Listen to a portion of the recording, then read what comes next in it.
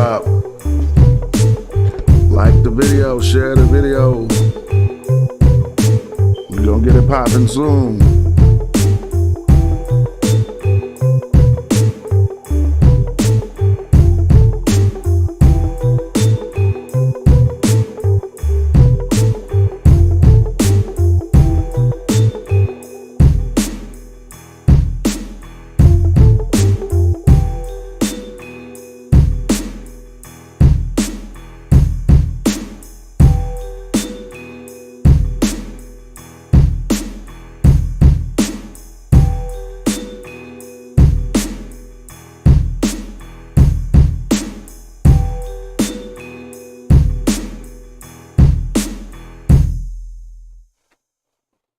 What's up, what's up, what's up?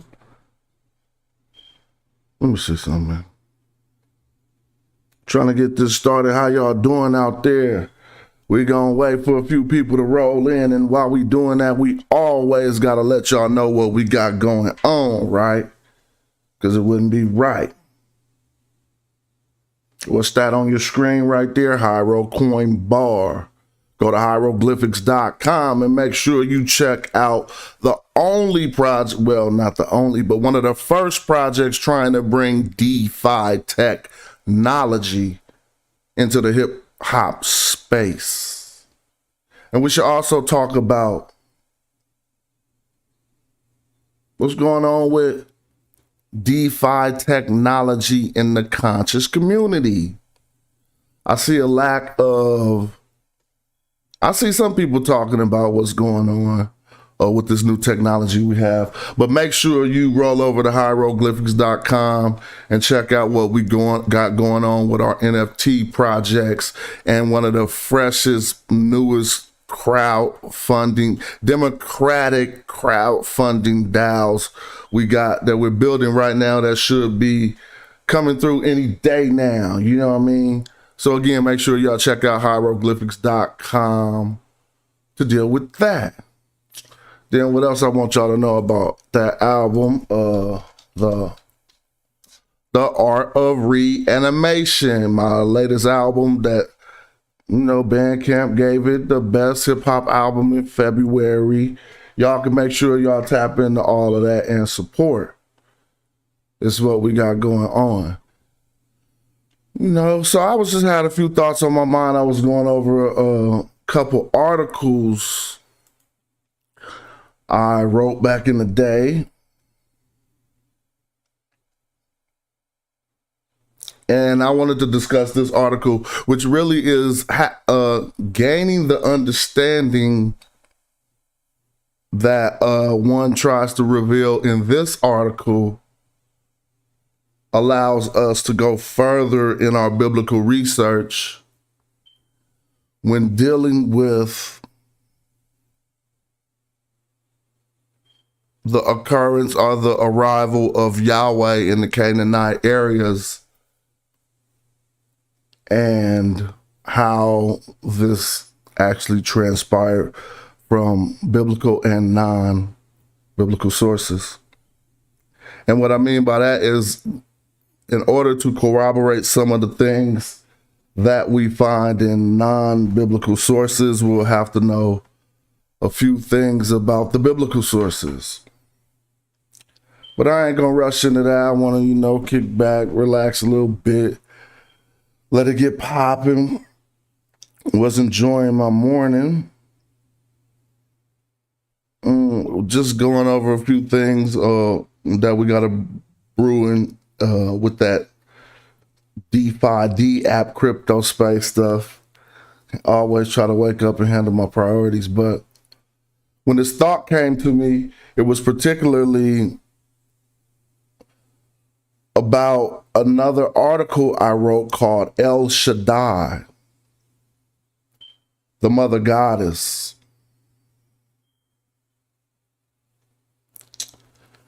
And in that article, people probably heard me talk about that a bunch of times. It's probably one of the best things put forward in my book.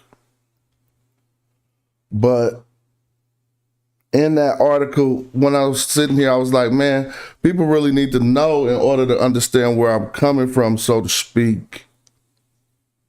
You got to understand what I call the master keys to reading the Bible with monolatristic understanding or monolatrist understanding. Okay? How the Hebrew Bible is not monotheistic. So again, when I talk about that subject, I never want people to be confused or taken out of the realm of biblical studies or, literary criticism on scriptorial text. You know what I mean? It's not like we're in a theology class right now. It's more or less that we'll be examining these things from the standpoint of you in school. So when you're in school in a Bible studies class, what one actually believes don't really matter as much. You know what I mean? And I feel like on a forum like this, it's best to approach said subjects from that angle.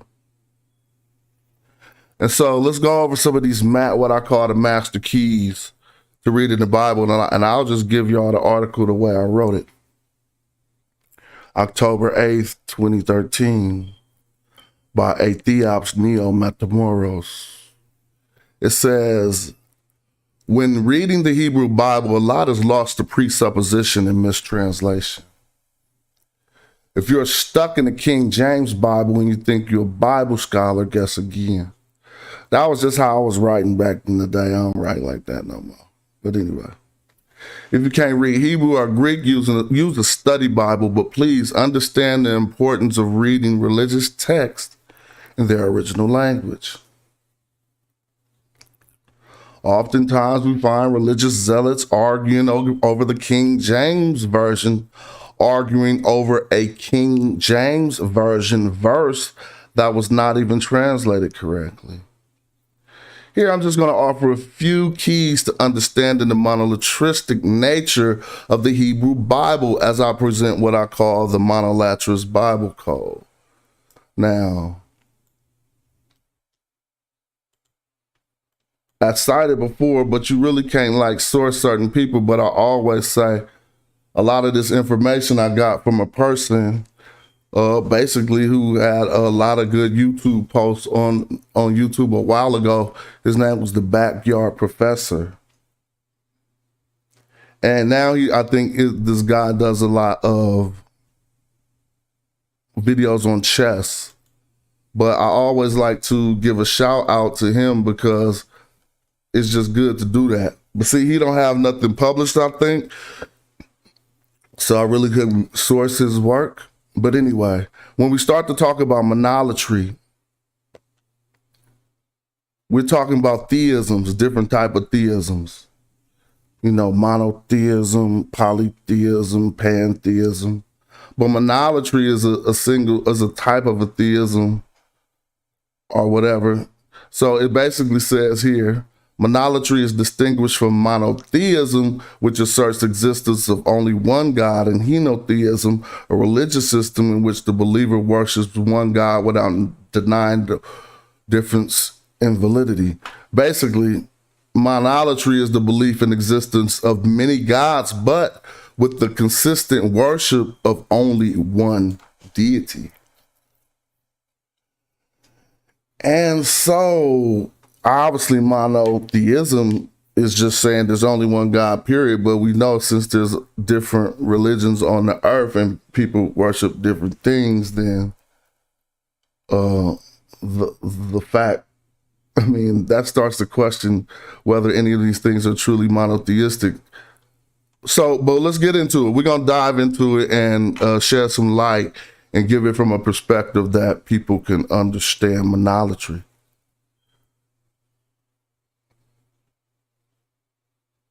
Okay? Because the Hebrew Bible was written from that perspective. And if we don't understand that, just because the majority of us are monotheistic now, We got to understand that there was an acknowledgement that there were other deities in the Canaanite area when this religion was coming forward. You feel me? And so in identifying the various gods of the Bible, and I put that forward, when we read the King James Version and see Lord with one capital letter and the rest lowercase, it means the Hebrew term Adonai, which is Lord. And that is a direct and proper translation. But when you see Lord in all capitals, that translates to the Hebrew word Yahweh. Now, everybody, some of us obviously know this and some of us don't. And so if you happen to be one who knows this already, don't trip. But we have to start at certain levels so that when we start to talk about the highly complex things, people understand this. Some people don't know the difference between Lord with all lowercase O-R-D and Lord all capitalized in the Bible. One means Adonai, like the Greek, or Adonai, I guess that's the Hebrew term for Lord. And one means Yahweh, just to be clear on that. When you see gods all lowercase, that means it could mean the sons of El, and this is why we have to be clear on this. It could mean the sons of El, Elohim, Egyptian gods, or just divine people.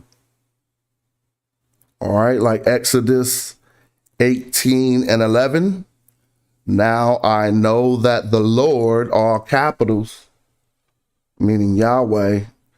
What I mean is, even though they say Adonai with the lowercase Lord, they're still often talking about Yahweh. But in translation, the word there was actually Adonai. So if you don't know this little code of how to read these words, you won't know what the underlying Hebrew term was. So when you see lowercase gods, it could have been the sons of El, it could have been Elohim, it could have been Egyptian gods or divine people. These are all the terms the translators mush into lowercase gods. So if we go back to Exodus 18 and 1, under this knowledge, and we read it in English, we see, now I know that uppercase Lord, all uppercase Lord, we would know that was Yahweh they're referring to, is greater than all of the lowercase gods, which is Elohim, which they were referring to. Now, again, you go check the translations, you're going to see that's what it says.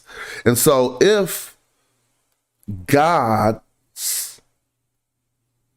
lowercase, could translate to the sons of El, Elohim, Egyptian gods, or divine people, we would ask ourselves why in this instance of Exodus 18 and 11, do they say Yahweh is greater than all the Elohim? We would know Elohim to be plural for gods in this instance, but they got other translations that it could have been, they could have said all of the Egyptian gods, which they refer to them as gods in the Bible sometimes. So that's something to point out. But when you see God with one capital and two lowercase, it also means Elohim. But I think this is like more exclusive to just mean Elohim. And this sheds lights on Genesis 22 and 1 and Genesis 22:14. Why did God, all capitals, tempt Abraham? So this is my perspective on some of the text, and you probably won't find it revealed this way in other places. But if you check what I'm saying, you're going to say, damn, that's like, dang, look, why did all capitals God tempt Abraham? So who tempted him actually? All capitals God did not tempt Abraham. So let's go look at Genesis let's go look and check what I'm saying in the and see. And if they don't got it like that, we might have to go to the KJV. Oh, well, this is the KJV. So let's look. And that God with one capital, I make it bigger. And that God with one capital and two lowercase o and d did tempt Abraham.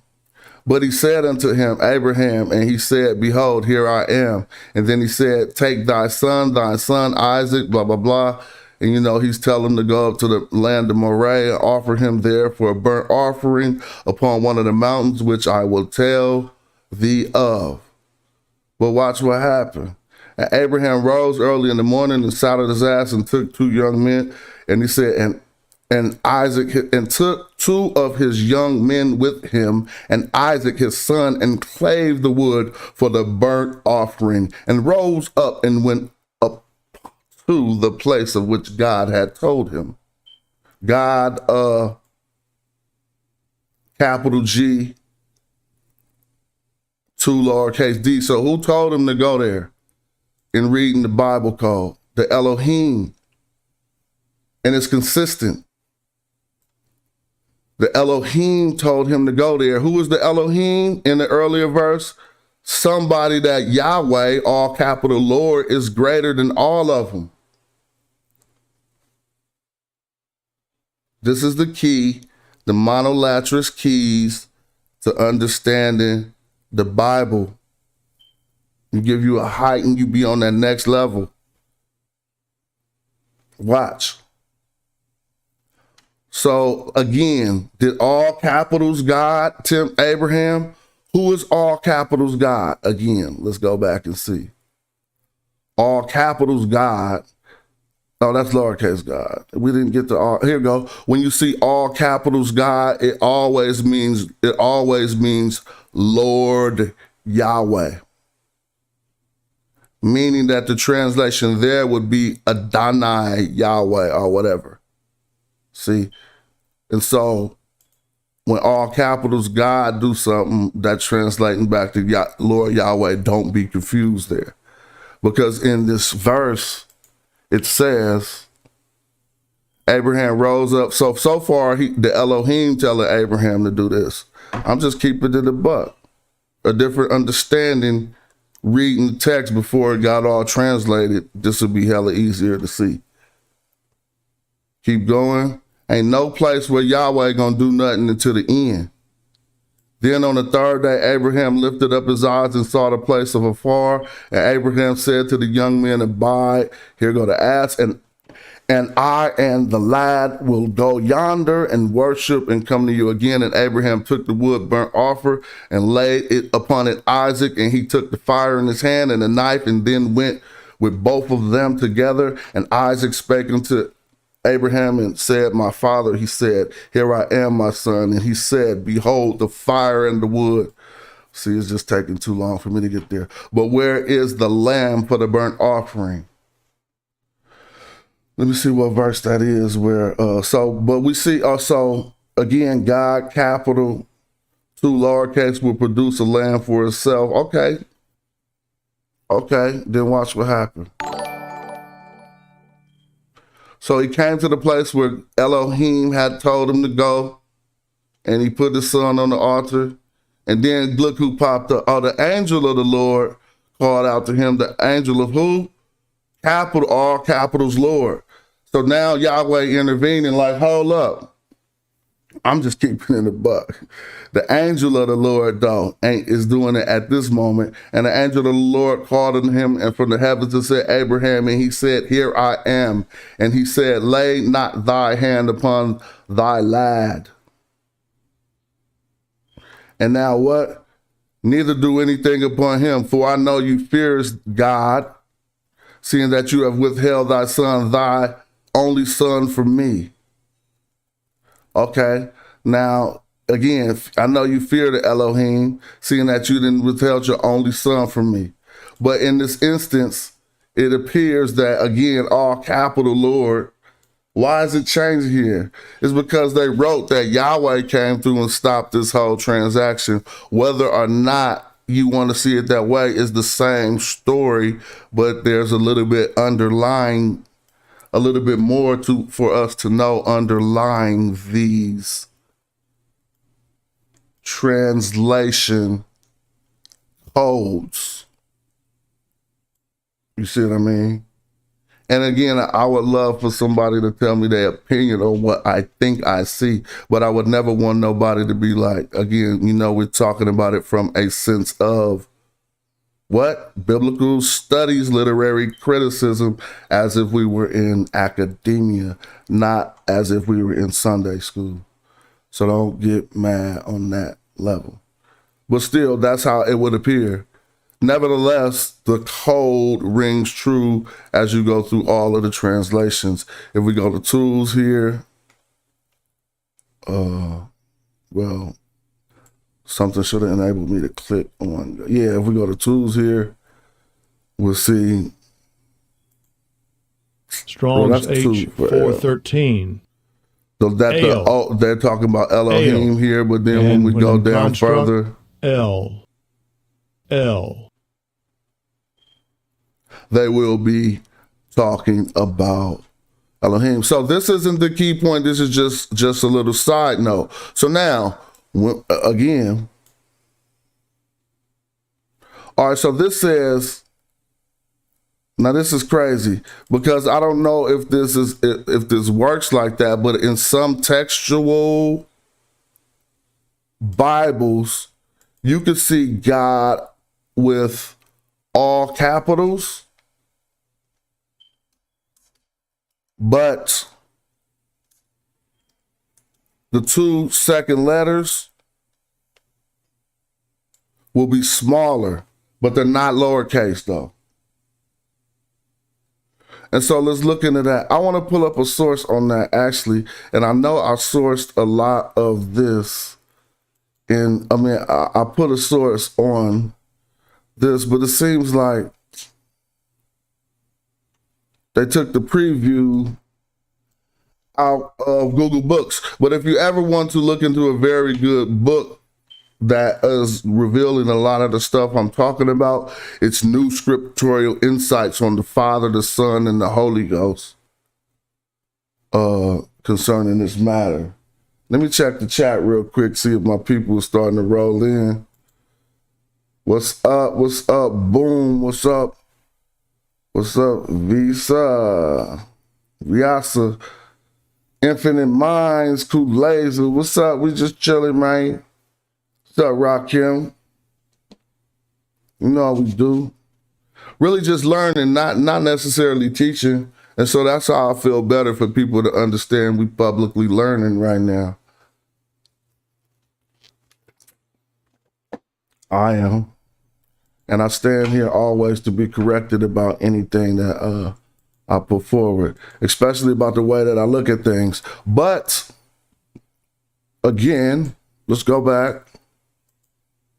Because I want to come into this understanding is going to let us get to a certain place in the Bible where we can start, where you start reading things and see what they're really saying.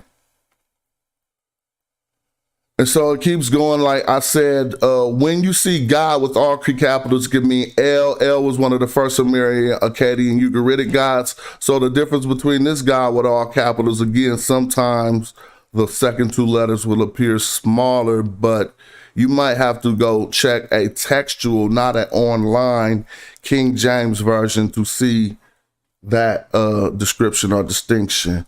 Now, when you see Lord God, that's Yahweh and Elohim, or Yahweh of the Elohim, or Yahweh Elohim, like a surname. And we will have to know why that was really written that way by the original authors of the text. Because again, if we get into some of the accounts of how these documents came up, we had certain groups, one called Yahwist, one called Elohist. And so then we'll have to scrutinize who were the ones who merged this Yahweh and Elohim together to now in translation, we get Lord God, meaning Yahweh Elohim. And I'm the one who proposed Yahweh Elohim like a surname, because when we're going to get to that, but when we start talking about the Canaanite pantheon, where there were 72 sons of El, and then all of them would be considered Elohim, Yahweh Elohim as a surname, or Yahweh of the Elohim, would make perfect sense. But now we get down to some of the terms that are going to lead us in a different direction. And I'm going to pull up a few sources that corroborate what I'm talking about. It says, so when you see Most High, two capitals, Most High, capitalized, it's Elyon.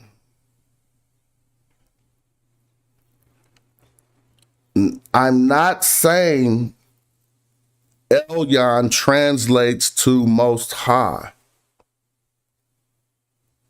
I'm proposing that when we see the use Most High in the text, they're talking about the deity Elyon, who we find existing and often having different characteristics. And even in Deuteronomy 32:8-9, Elyon is separate from Yahweh. It ain't even no way around it. Here we have Deuteronomy 32:8-9. Elyon gives Yahweh the Israelites. It says, when the Most High, see, but we are reading English, so we think they're talking the same thing. But actually it says, when the Most High divided the nations to their divided to the nations their inheritance, when he separated the sons of Adam, he set the bounds of the people according to the number of the children of Israel, for the Lord's portion is his people, or for Yahweh's portion is his people. That is Israel. So it was the Most High Elyon who gave Yahweh Israel. But if you read it in English, it still ain't gonna make no sense, because you don't divide nothing up and give yourself a portion like that. Like when you don't get your own inheritance from yourself. You see what I mean? Elyon divided the nations their inheritance. What does that mean? That means that Elyon, the Most High, had divided the nation and gave them their inheritance. Now, if you start to go extra biblical and do the work on Elyon, peace, I see y'all out there.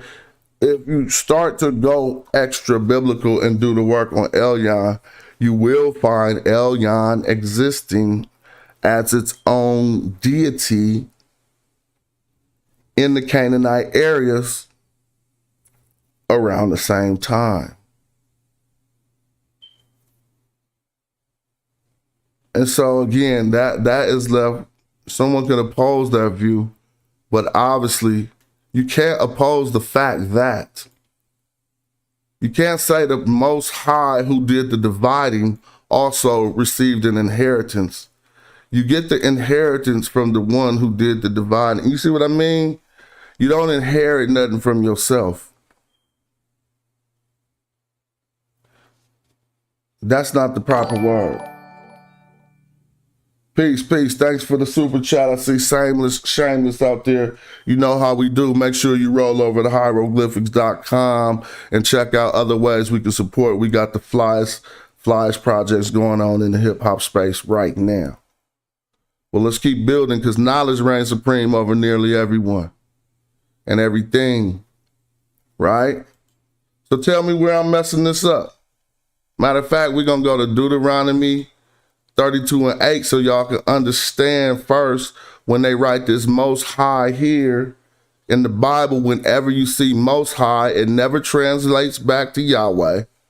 Remember that. Whenever you see Most High, the Hebrew term never translates back to Yahweh. Whenever you see Most High, it never translates back to Elohim. And in fact, the term it translates is not really how you just say Most High in Hebrew. What it is a deity who was the Most High in the Canaanite pantheon. Stood right next to El. But see, what happened was an amalgamation of the deities, because by the time biblical translators had to translate this stuff, everything was super monotheistic. So they presupposed that the people who came before them was on the same height. Well, in all actuality,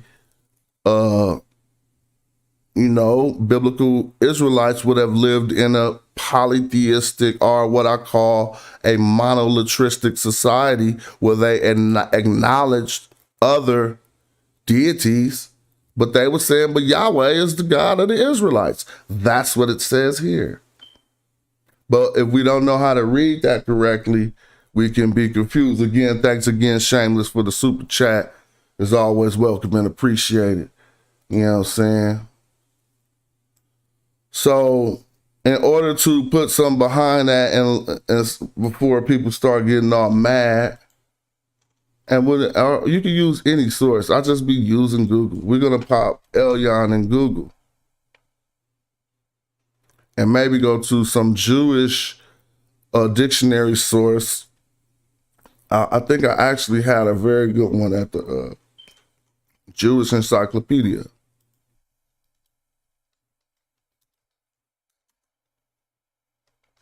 Oh.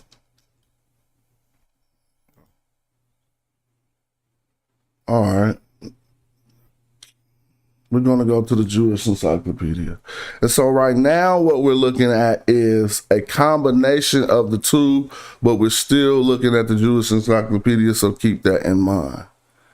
And interestingly enough, I'm going to manifest verses in the Bible that will give us a heightened understanding basically about Melchizedek, because nobody can figure Melchizedek out besides people who understand this code,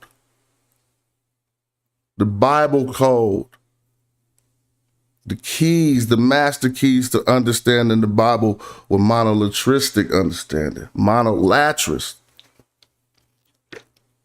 This is what it is. Let me show you. People be trying to say Melchizedek was Jesus, all that stuff. No, none of that. Melchizedek was exactly what they say he was in the Bible. But since we don't understand who Elyon was, we get it confused. So here it says in the Jewish Encyclopedia, Elyon, the Most High God. Genesis 19, 18 through 20, 22, God Most High. As whose priest Melchizedek, now this is their first source. As whose priest Melchizedek blessed Abraham. We're going to get this clear. Hold on, I got some work to do. I think no. Yeah, we're going to get this clear.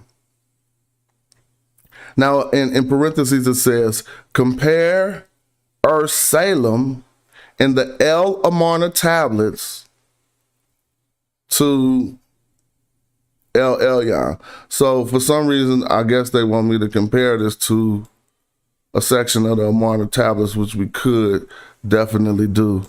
But it says, he is further characterized as a possessor, creator of the heaven and the earth in Genesis. An epithet of the deity Elyon occurs with El in Psalms, blah, blah, blah, and with Yahweh in other verses. It says with Elohim and without the additional blah, blah, blah. So they're giving us a lot of hard reading here, just a lot of sources. Among the Phoenicians, now here we go. Among the Phoenicians, Elyon was an appellation for God.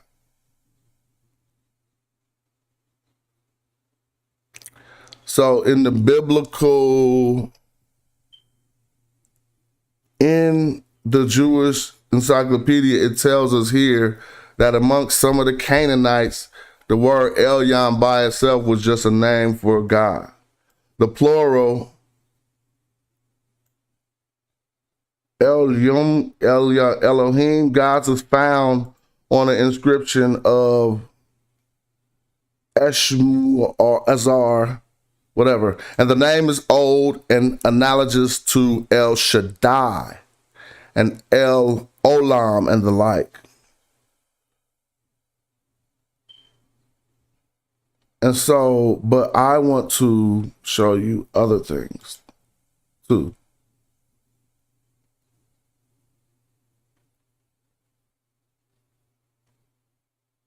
It is because I'm trying to remember the name of the text, but there's one particular text coming up out of the Ugaritic area that allows us to see people venerating these deities as separate things. Oh, here we go. Look, Elyon standalone. The name Elyon most. All right, let me see. But regardless, that is a fact. I won't go too far into that because that ain't what my chief study is. But once we look, here it is right here. All right, the sapphire steles, or the sapphire stills. There are 3 8th century BC basalt stelae containing Aramaic inscriptions discovered near Al-Safara, near Aleppo, Syria. The sapphire treaty inscriptions are the 3 inscriptions on the steles. They're known as Ka 222 to 224. The 4th stele known as sapphire stele. So these steles or stella, whatever you want to call them, are the ones where we find the term Elyon venerated. Here it is. The inscription may, under one possible interpretation, record the names of El and Elyon, not Elyon. You see what I mean? And so they're saying they might record the names of these as separate deities. God Most High, possibly providing prima facie of evidence for a distinctive or a distinction between the 2 deities. Again, possibly providing prima facie or whatever evidence for a distinction between the 2 deities. So it ain't me coming up with El and Elyon being 2 different things in the area that these people were raised, but then being amalgamated into one. And it says, distinct between 2 deities first worshipped by the Jebusites in Jerusalem, and then elsewhere throughout the ancient Levant. So these were distinct 2 deities, El and Elyon. If you're going by one possible interpretation of this text, but again, this is an extra biblical source that is mentioned in the such.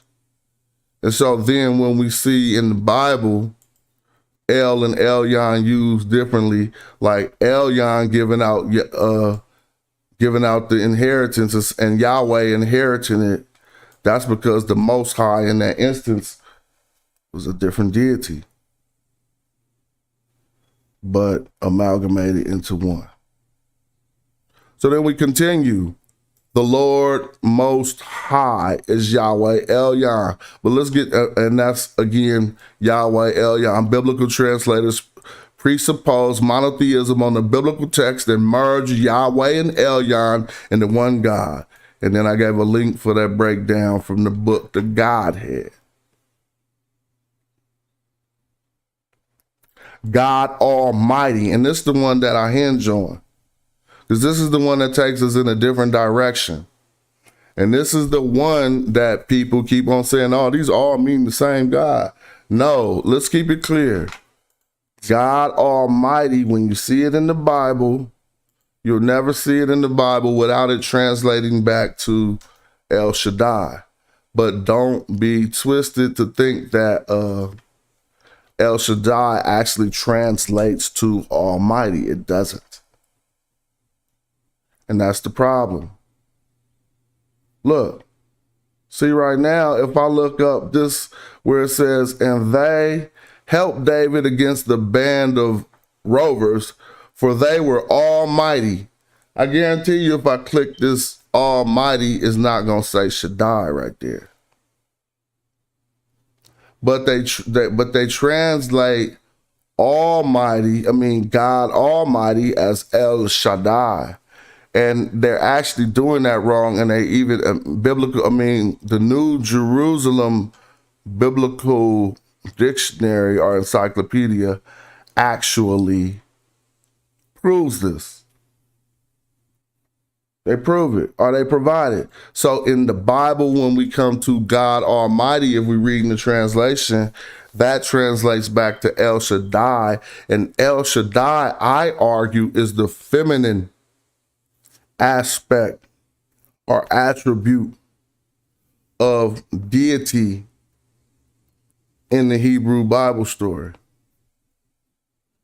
It might have been written out, but there's enough left over for us to read the text with the proper understanding and see. First and foremost, let's go to Exodus 6, 2 and 3, which proves Abraham, Jacob, and Isaac knew El Shaddai before they knew Yahweh. Actually, I don't even know about them ever knowing Yahweh. It's only Yahweh who claimed to be El Shaddai. El Shaddai never claimed to be Yahweh. By the way that this is written. By the way that the Bible is written. You see what I mean? Exodus, I was looking for Exodus 6 and 3. Look. It says, and I appeared to Abraham, to Isaac, and to Jacob by the name God Almighty. But that's English, right? So he really saying he appeared to Abraham, Isaac, and Jacob by the name El Shaddai. And it's the biblical translators who tell us El Shaddai means God Almighty. But it don't. So it say right here, he appealed to El. I don't even see El Shaddai. Here we go, El Shaddai. Not right here, look, right? Strong's H, 7706. Shaddai. Shaddai. Let's see. We're gonna dive into this Almighty right here, right? Almighty Shaddai. Nope. Instead of doing that, hold on, let me see. Asar Imhotep in the building said the black man is God, huh? I don't see that in the text, but we'll keep looking. Actually, it says something about, I'm just playing. So Shaddai right here for the Strongs, they're giving us that translation, right? Almighty, all powerful. Well, let's go in on that. Because I have a source that tells us, it's the New Jerusalem Bible, page 908. Let's see if that is a good, right? A source. New Jerusalem Bible. Is it the Bible? BLE. Page 908 is going to tell us that translating El Shaddai as God Almighty is inaccurate. I repeat, the New Jerusalem Bible, I want to get that source right. The New Jerusalem Bible, or as the New Jerusalem Encyclopedia, tells us that translating El Shaddai, I got it, I'll pull it up before the video is over. It tells us that translating El Shaddai as God Almighty is inaccurate. Why would they say that? Why would do they say that for real?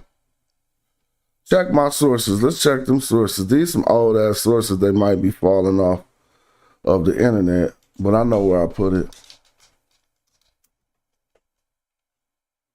You know, like when you link something to a link. This old letter I wrote back in the day to IPSUK, the ISUPK, and I just want to pull up this source for all of us watching this video so we can understand what it says right here. Translating El Shaddai as God Almighty is inaccurate. And this comes from the New Jerusalem Bible Standard Edition, London, Dartmouth, Longman and Todd, 1985, page 908. So let's see about that. I want to see that. And I want to actually, in the context of what we're examining, ask y'all, why did they say that? If we can get a digital online copy of that book.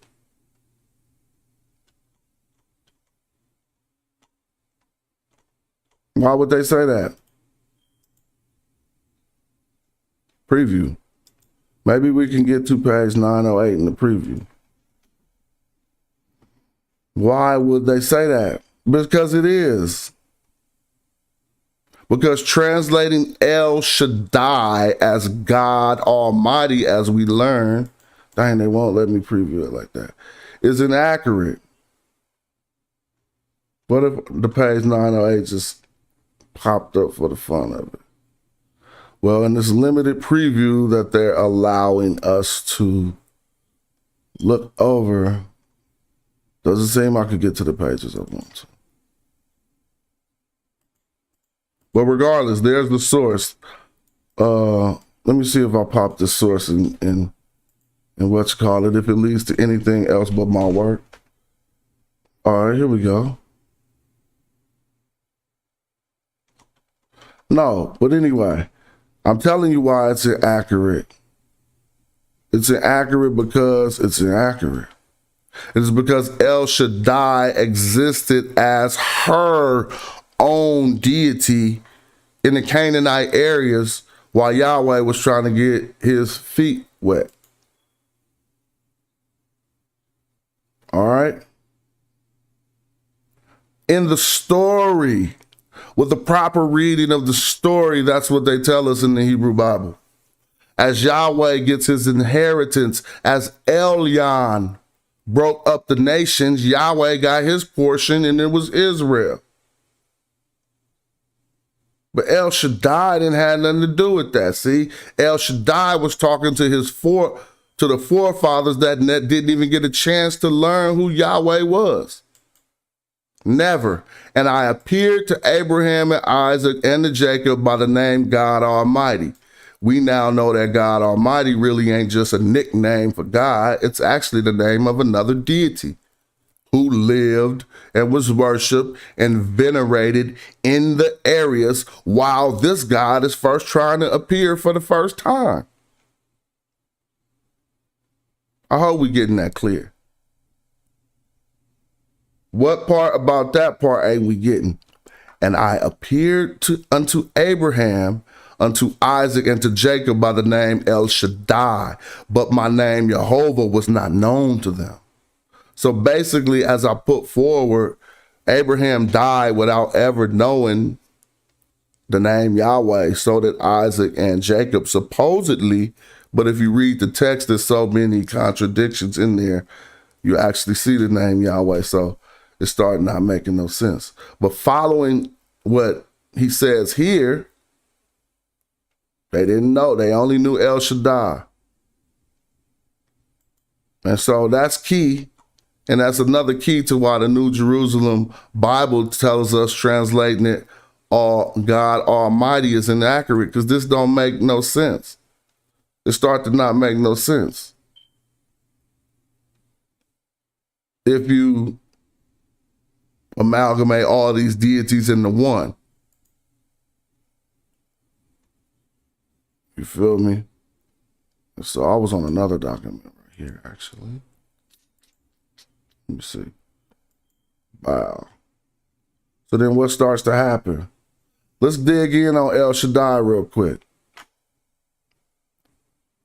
Because there's got to be more than that to let y'all know that El Shaddai was the feminine attribute of deity that entered into the Hebrew Bible. What's the matter with that? We'll look over it, and we'll look over it again from a sense of just criticizing the text, but also let's look over it from a little bit of Sunday school perspective. Like, let's think about how Abraham could have came to by this deity in these areas that I'm about to point out without actually, let's just dive in. So it says, it's only Yahweh who claims to be El Shaddai, meaning El Shaddai never claimed to be Yahweh. No place in the Bible is El Shaddai gonna say, I was Yahweh. It's only Yahweh who claims later and says, I was El Shaddai, who came to the forefathers, but I didn't tell them my name, Yahweh.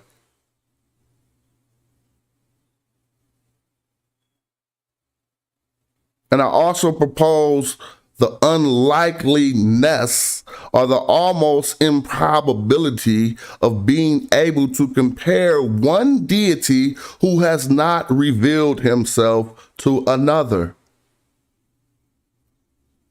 If Yahweh never revealed himself to Abraham, Isaac, and Moses, then they could never have had any type of, you know what I'm saying?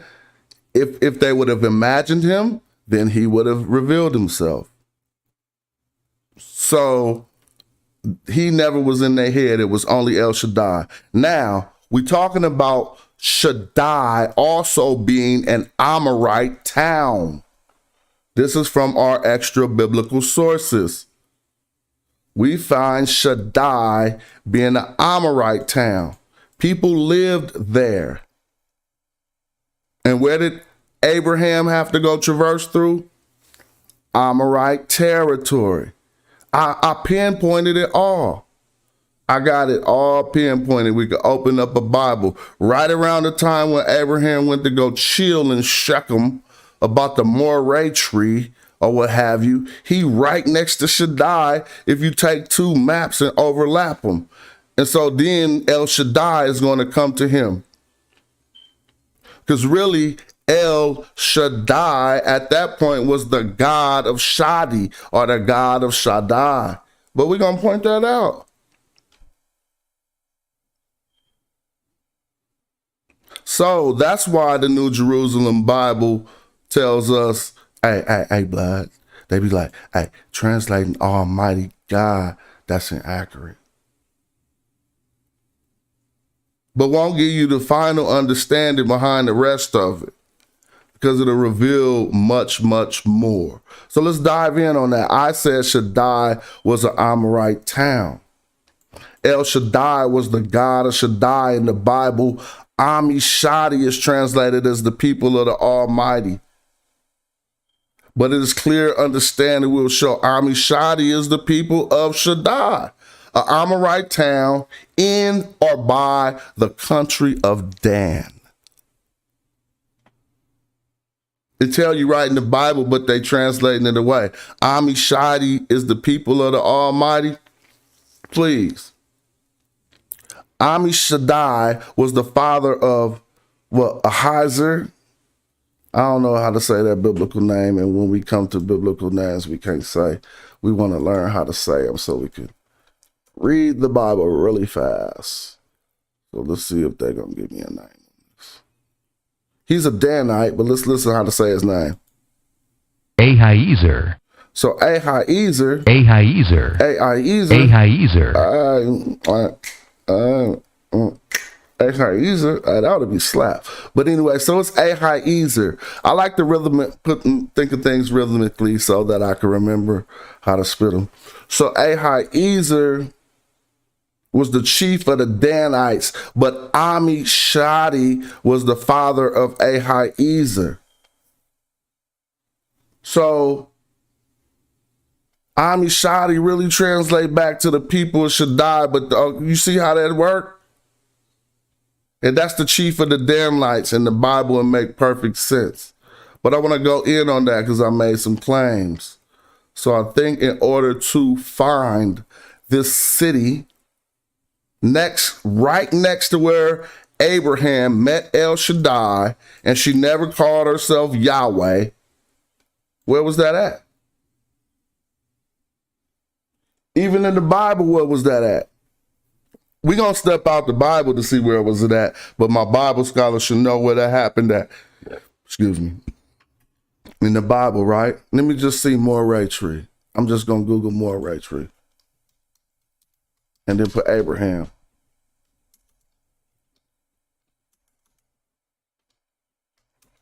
Was it the Moray tree in Abraham, right? Come on. Didn't she come to him when he was chilling? Where was this at? Right next to Shaddai, bro. We about to show you that. Shechem. Okay? The great Moray tree of Shechem. In Shechem, Moses sat down. El Shaddai came to him. But let's read what they say.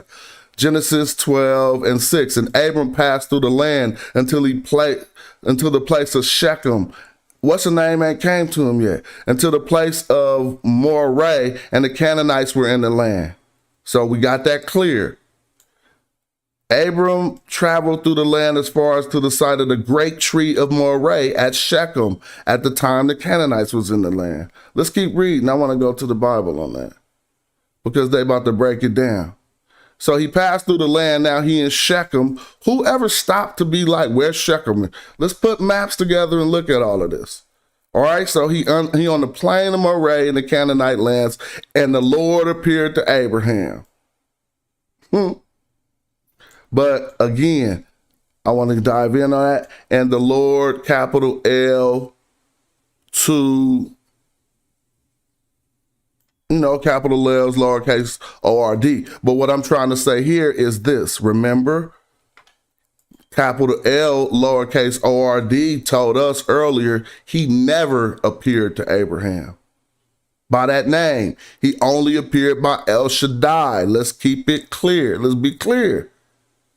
So this is either crazy or whatever, but let's keep going. To your seed, I will give this land is what the Lord said. That's Yahweh talking, correct? Let's go back to the master code. That is Adonai. It translated back to Adonai. Let's go back and see. If we wanted to check that, we could just check it. But let's keep going. Because we're talking about this sojourn so Abraham came to him and said he'll see the land. When does El Shaddai come to Abraham? Genesis what?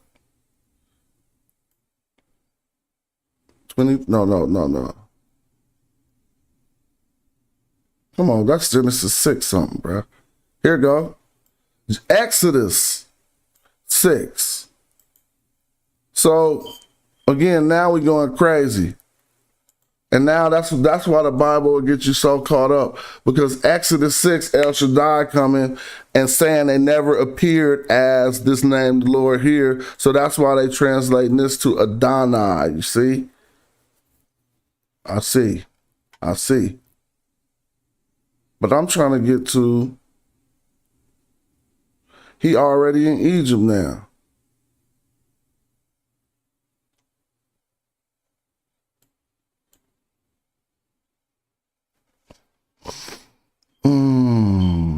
I'm about to go. I know in my memory when the hell El Shaddai came to Abraham, bro. Look, and the Lord appeared to Abraham. Okay, yeah, that's right there. Now, and I still want to, so let's just make it easy.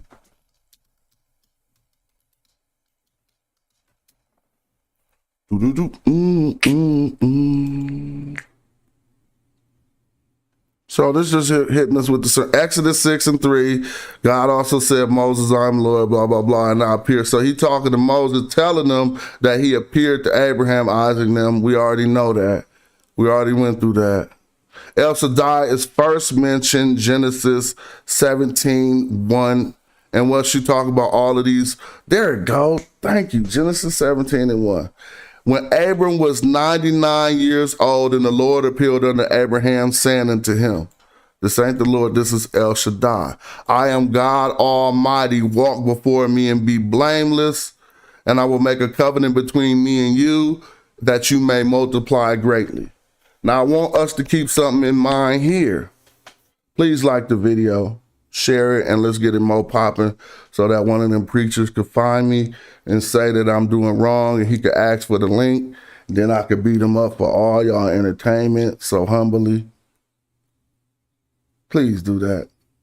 Like the video, share it with your pastor friends, share it with your Hebrew Israelites, and let's get it popping.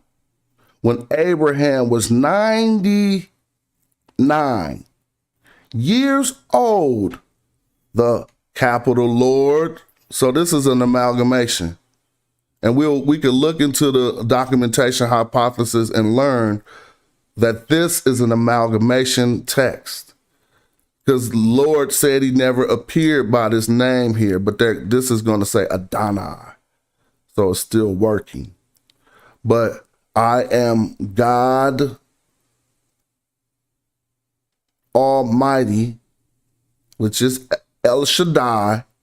Now, this is what you got to disprove about this theory. I'm going to tell you two things that you probably never noticed.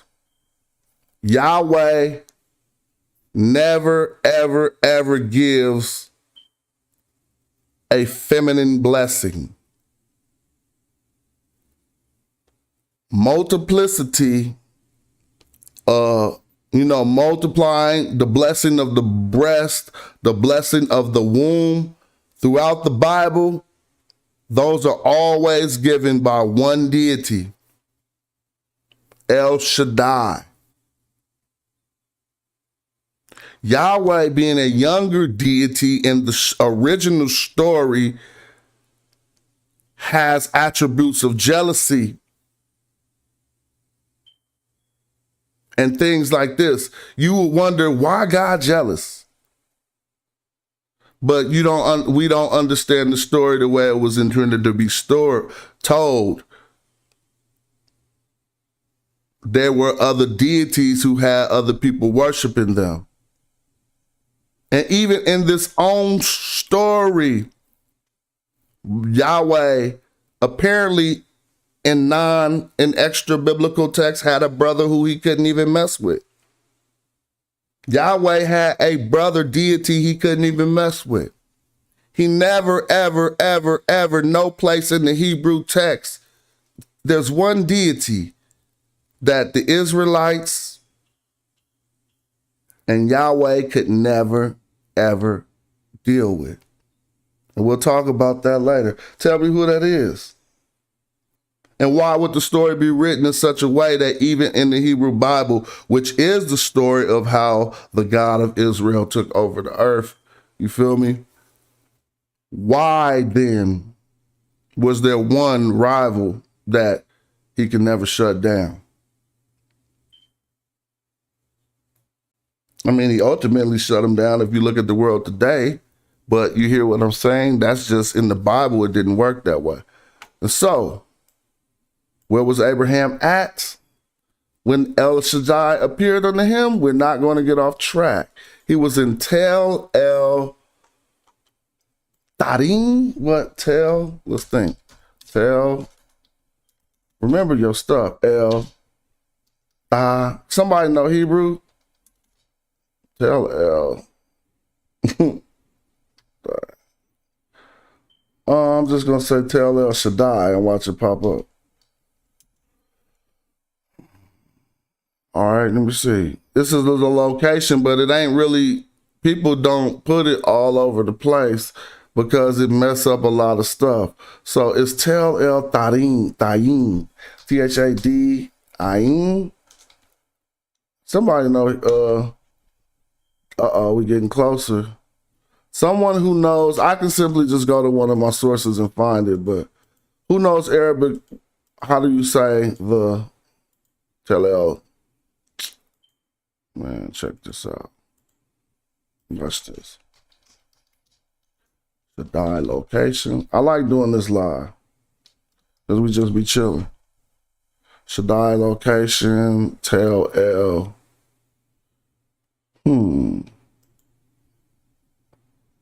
El Shaddai. Okay, we're gonna find out that this was a location, and they found the location.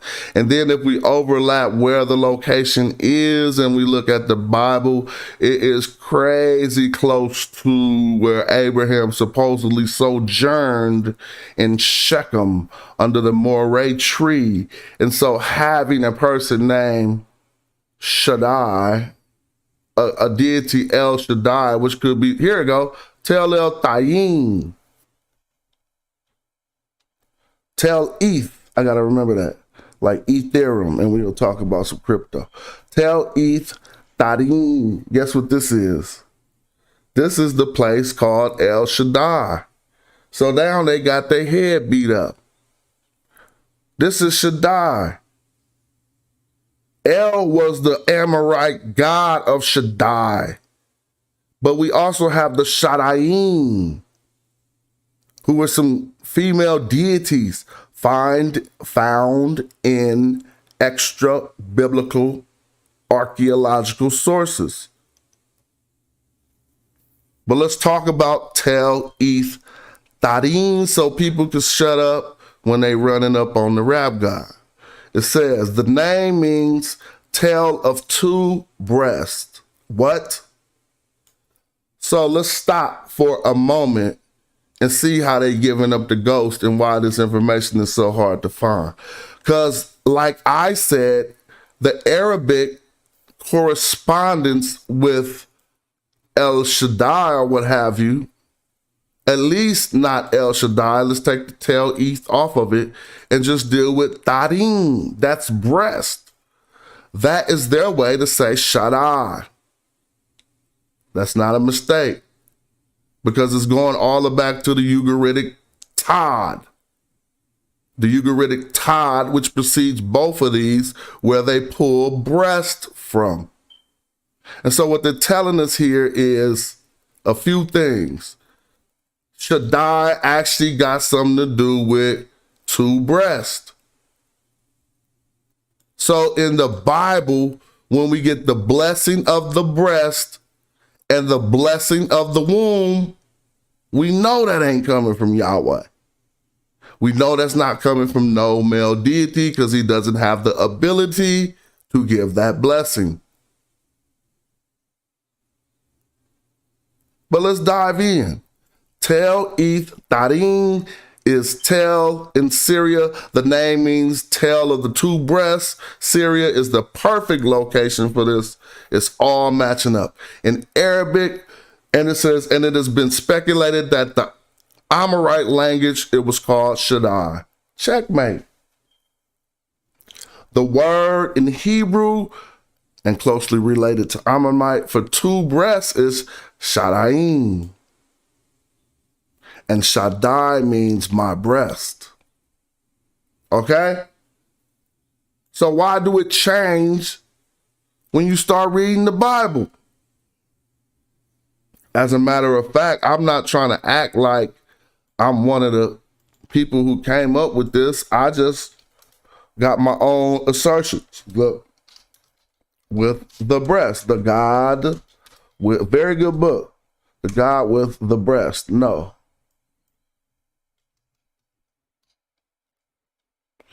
The God with breast. Read this. All right, this is an article here, and this is the Bialy article, which is very good too. I cited this work. Read this work. El Shaddai in the Bible, the God with breast. I'm not making that up. All right.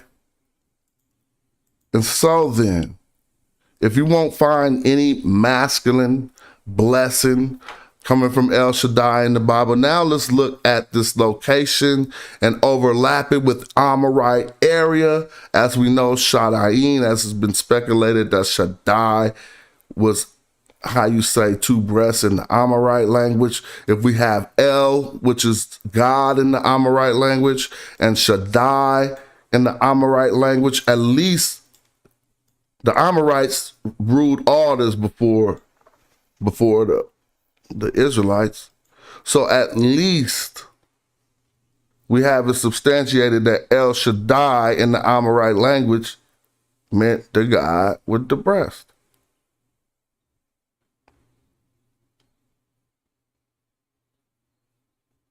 Okay. It's very interesting. And so again, we would not be able to examine this from the Sunday school perspective because we would get all of this, no, that ain't how it went down. But if you look at this from, just step outside of everything and look at it. Now, they'll tell you right now this the Shaddai meaning destroyer. This the answer people always try to hit me back with, but they have to know the scholarship just went way past that. And I'm not talking about my own. And let's talk about Shaddai as a toponym now, because that's what we're aiming at. Toponym, the name of a location. All right. Now it has been speculated that the Tel in Syria called Tel Etharim, Tel of the two breasts, was called Shaddai in the Amorite language. There was a Bronze Age city in the region called Tul, which means two breast in the Sumerian language. So how much checkmate we gonna have to do? Are we to throw this all out? To say that, it meant woman for them, but by the time it got to us, it just meant God.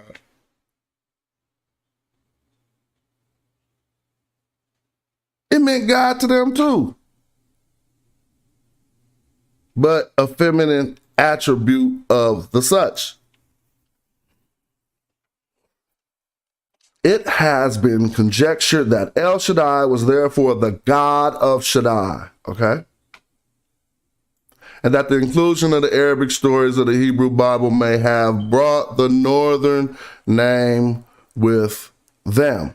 Now, people don't get mad at Wiki because right here I was telling y'all about the documentation hypothesis, which is actually the original source of all of this. But if you don't know nothing about that, then I got to do a whole 2-hour video teaching us about the documentation hypothesis.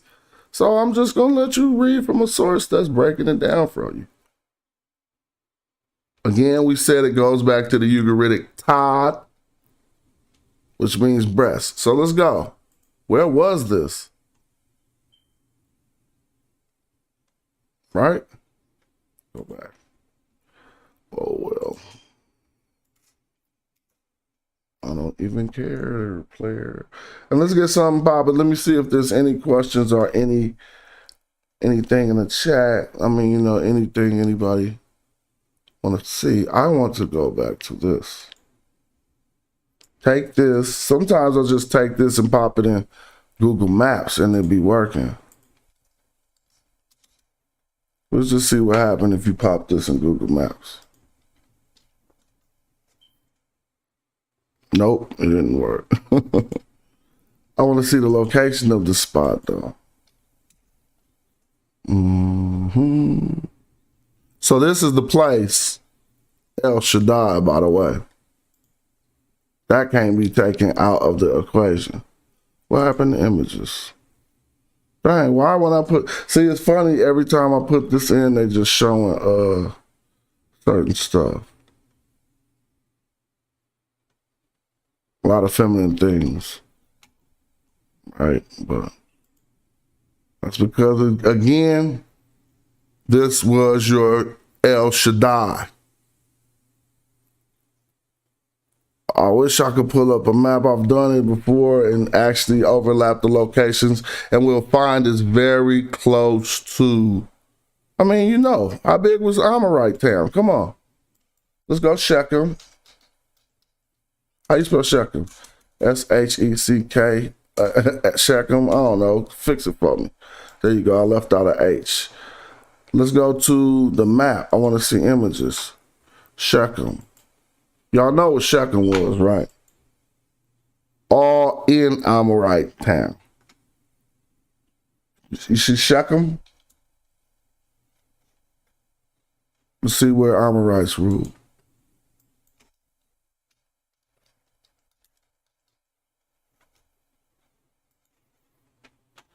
Oh, these are weak maps.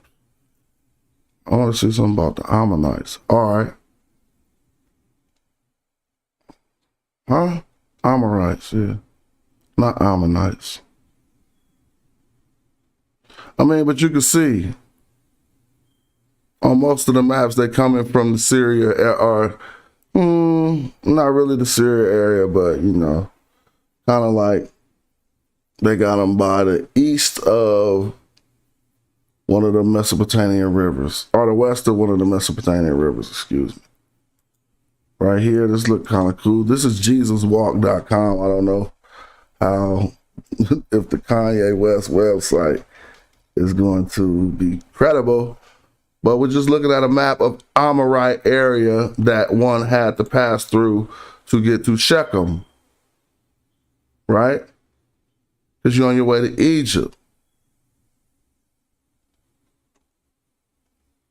So just look at this Amorite area, and then Shechem's right here. They say this is the route of 12 spies. I don't want to deal with none of that. Where is Tel El Dain? I'm going to show you. Anyway, it's very close to there. How about that? Hella close.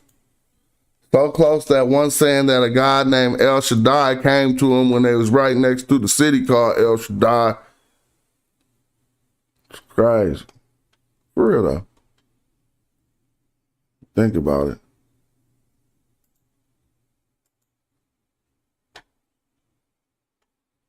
All right. Let me see if some people in the build down in the chat. Where the chat go? Somebody say they got their pen out today. He say, brother Asar acting up. What's up? Thanks for having your pen out today. What's up, Tamika? What's up, everybody? Yeah, cool. I mean, you know, we just be chilling. So let's look. Well, anyway, I got to the point where we at least showed, so I want to show you something else. Amorite last names, or Amorite names. And what you're going to find is almost everybody in the Bible don't got no Hebrew name. Half of them got Amorite names, bro. It was the Amorites who put El at the end of your name first. That meant you was Amorite. So the people started coming through putting Yah at the beginning of their names. Then we got people like Yah with Yah at the beginning and El at the end. They was, you know, trying to, because they was, the Amorites was the bosses of the area. They had to take them over. So you're not coming in no area venerating, you know, with your, you got to do what they doing for a minute. So everyone was putting L on the back of their names. And that why Yah come with, I never even read this document. But that why Yah come with Yahweh, you know. People did start putting that on their names. Amorite personal names and then Mari text. All these people gonna be calling themselves something like with an L on it. You feel me? So you got all these Bible names that end in L and they live in the same area. You gotta know they know this other guy L, bro. Come on now. You can't just take what somebody else had and say this being this until after you conquer them. Feel me? But they was living together before they conquered them. You gotta feel that. Dang, man. I think this is one very good document on this. Party people in the house. I see my man D. Tavo. I just can't see the comment when I look over to the right, but I can see you out there. And so I mean I got a document where I wrote all of this out. About the Amorite names, dude. Come on, dude. And so then, where we at now? It's shedding some light, and it definitely shed light about how this Bible code and understanding this code could indeed enhance our reading experience on those ancient texts. And that's why names like Amishadi, I want to keep on beating them up though. That's why names like Amishadi or Amishadai mean more than what they translate them to be. Amishadai is the people of Shaddai, an Amorite town that I just showed you near the country of Dan. We don't have to go show how that's near the country of Dan. But the extra beat 'em up gonna come like this. Where it go? We gotta find it. It's gonna be fun. Let me see. It's this. Easy bag it up, boy. Easy bag it up. Let me see. It is this Elyon, but it was just somewhere I wanted to show us something that was like, dang, for real. But it'll come when it comes. It'll come when it comes. And so in the document, if you look, and there's a bunch of other sources that you could look at to see. Oh, yeah, there it goes. Told you it was going to come when it comes. All of the pseudo knowledge people put out about this person, Melchizedek. Everybody, all the master teachers, all the people was trying to tell us something fake. Every Bible, they all don't know how to explain Melchizedek. It's because that no one is willing to look at the Bible from, I don't want to say poly, I say a monolatristic perspective. It's still got that mono in there for you, but it's about acknowledging, knowing that there was other deities around. No one in their whole life, I debate anybody on Melchizedek, because everybody gonna have some stupid something to tell us about this man who appeared in the Bible, already blessed by Elyon, the Most High, before Abraham had ever made a covenant with Israel.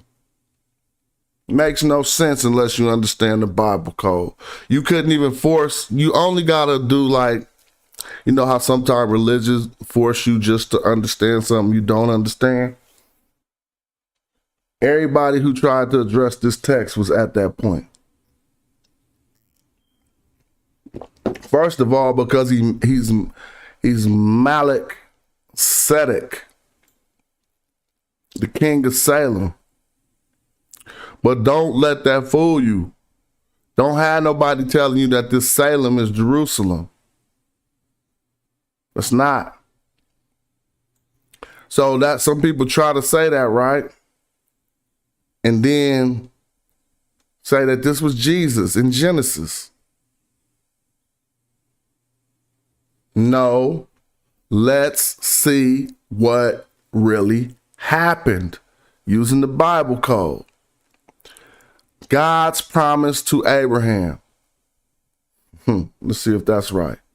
And the king of Sodom went out to meet him at the river to return the slaughter of Chedorlaomer, whatever, Chedorlaomer, and of the king that were with him, and of the kings that were with him at the valley of Shaveh, which is in the king's Dale. Now, here we go. What? Well, oh, 17, 18, great. And Melchizedek, king of Salem, brought forth bread and wine, and he was the priest of the Most High God. Click on this. Click on this. Nobody was a priest of Yahweh at this point in time. Nobody was a priest of the Elohim. Nobody was a priest of nobody. God had not made covenant with Abraham yet. Period. So the only thing that make you think this is the same God is the people who translated it. It's not. And it's making perfect sense. With Melchizedek. People don't even want to even look up Sedek. Sedek, what if I told you Sedek was a different god related to Elyon? That would be cool, huh? That would be cool because it would give us more to know that what Melchizedek means, Zedek. What if Zedek was one of the sons of El? What if? But you're gonna, not you, but a mistake that we often make is taking that Zedek and just putting it in there and see what we get. But it wasn't like that. But hey, they got Zedek God, so let's see where that leads us. See, that's what we're looking for. Zedek. But people don't want to tell us this. Malik. So now what does Melchizedek mean? Let's see. Sedek. Who was Sedek? It was the name of a deity appearing in the theology provided by the Roman era Phoenician writer Philos of Byblos. So a Roman era Phoenician writer told us about a deity named Sedek. But I want to go further than that because I've done research to go further than Wiki at. So let's see what they give us.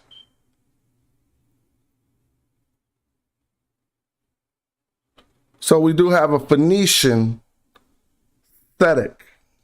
Okay. Where is Phoenicia? In the Canaanite areas. Malik Sedek, Melchizedek. Am I making this up? The connection between Sedek and the Assyrio-Babylon deity Kittu has also been proposed. But you see here, we got Sedek, all right, as a deity. So why is this making sense? Because everything we propose about Melchizedek has been close to wrong. And we're about to prove it. Somebody with any type of biblical background, don't come with them talk show radio seminarian refudiations of what I'm saying. I just probably would hang up. You have to be telling the truth and breaking this down. How, the question is, how, in your theory, is Melchizedek a priest of the Most High God before Abraham had made a covenant with God? Melchizedek had the power to bless Abraham with the power of the Most High God, the possessor of the heaven and the earth. And blessed be the Most High God. They're never going to make a mistake here. They're always going to say something that translates back to Elyon, because that's who they're talking about. So, Melchizedek was a priest of the Most High God in Genesis 14:18. Now let me just do something simple.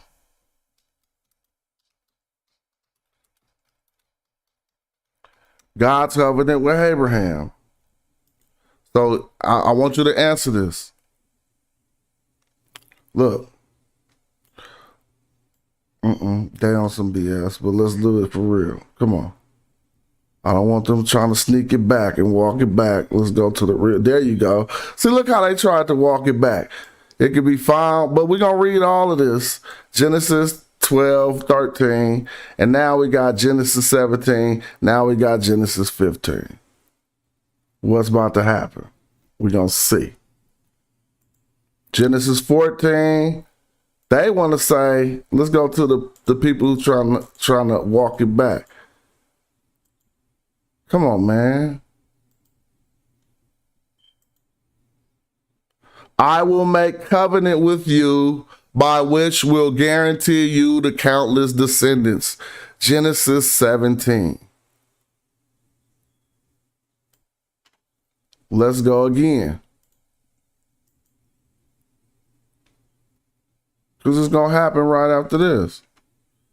After he got blessed by Melchizedek, they're going to up Abraham's status.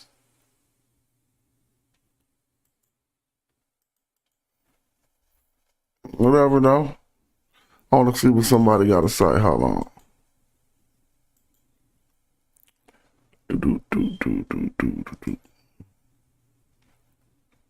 Where'd that go? We clear on this part, though, right? And Melchizedek, the king of Salem. Now let's just look at Salem, because everybody think this is someplace it ain't. This ain't Jerusalem, blood. Strong's H 8004. Shalem. Shalem. Shah. S-H. See? He ain't in Jerusalem. This Shalem. Strong's H 8004. Now they saying Salem. No, Shalem. bro. Don't let them get you that. An early name for Jerusalem. Nope. They'll tell you the truth. At one source. Salem was an early name. So I could go to two texts that's going to show you a early name for Jerusalem, but let's just not even trip off that. Let's let that be right.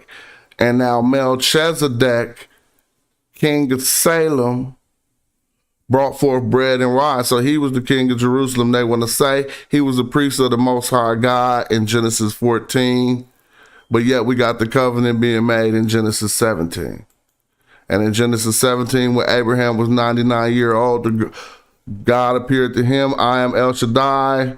Serve me faithfully and live a blameless life. I will make covenant with you, by which I will guarantee to you countless descendants.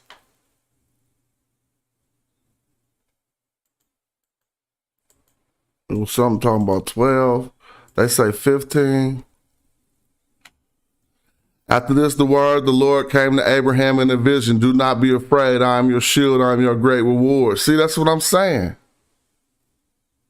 All of this happened after he just got blessed by another dude who already had the plug with the Lord. If that was the same Lord. So really, in fact, what we have here is Melchizedek being a god, a priest of El Elyon, who was already an established deity in the area. Okay? And it only makes sense that way. Because you could not be a priest of the Most High God if the Most High God was Yahweh yet, because Yahweh had not set up no covenant with Abraham yet. So what was you teaching?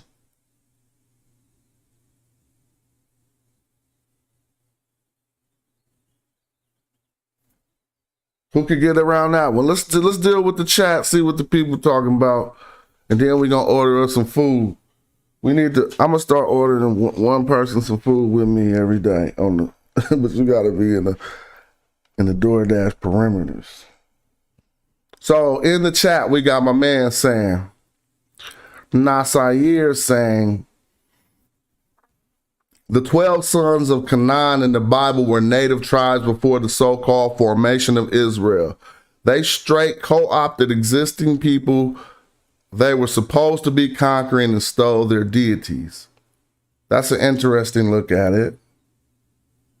And since we're discussing this from a sense of biblical criticism and no one should be offended by that. We're just examining the text and the stories and how they were written, not what people believe.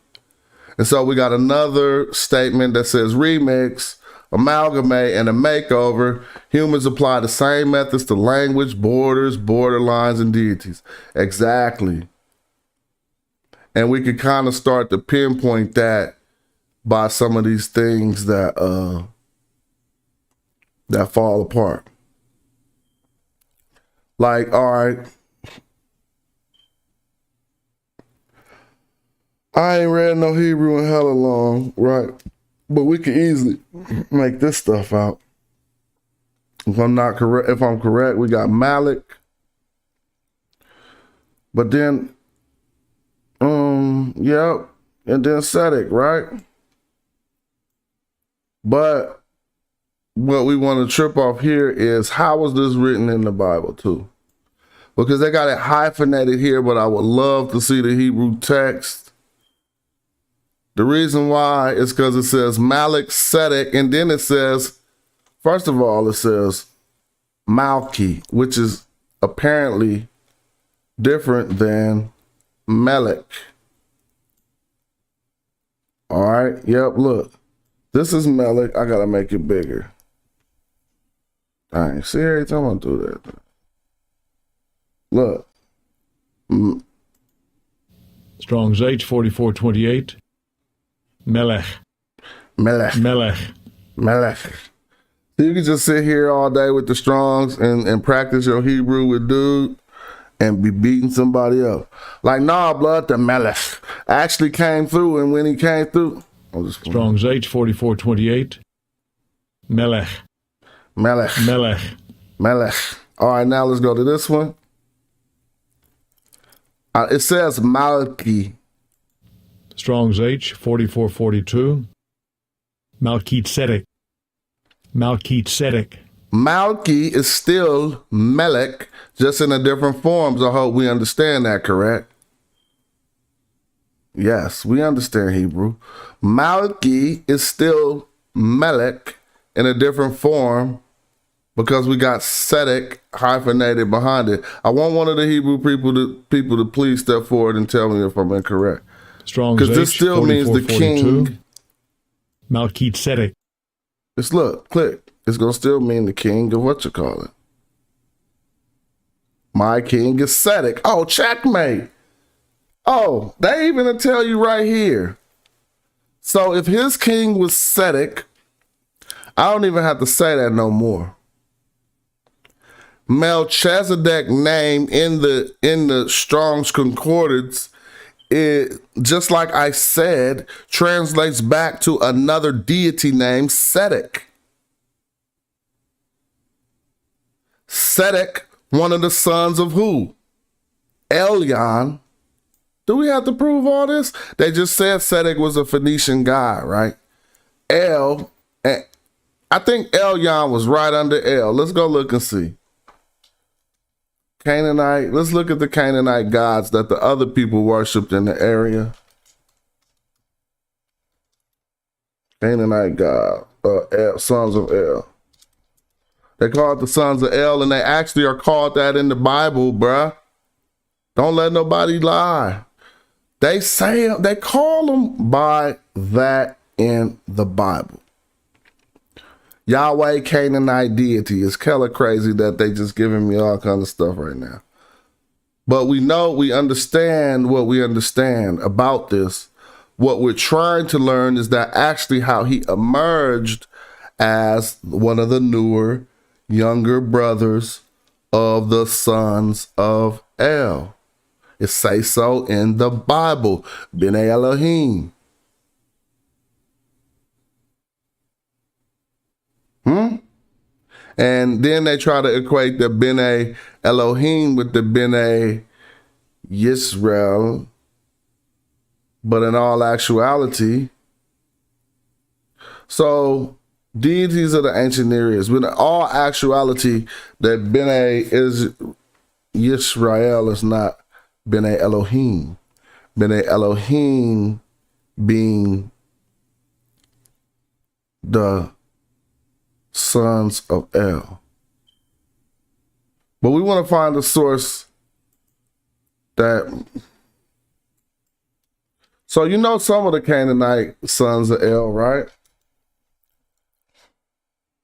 They start to talk about them. The only sons of El named individually in Ugaritic texts are Yam, Mat, and Ashur, who may be the chief or leader deities of El. I don't even know what this source is. Obviously, it's just first thing that pop up when you Google something is always going to be wiki on top. Huh?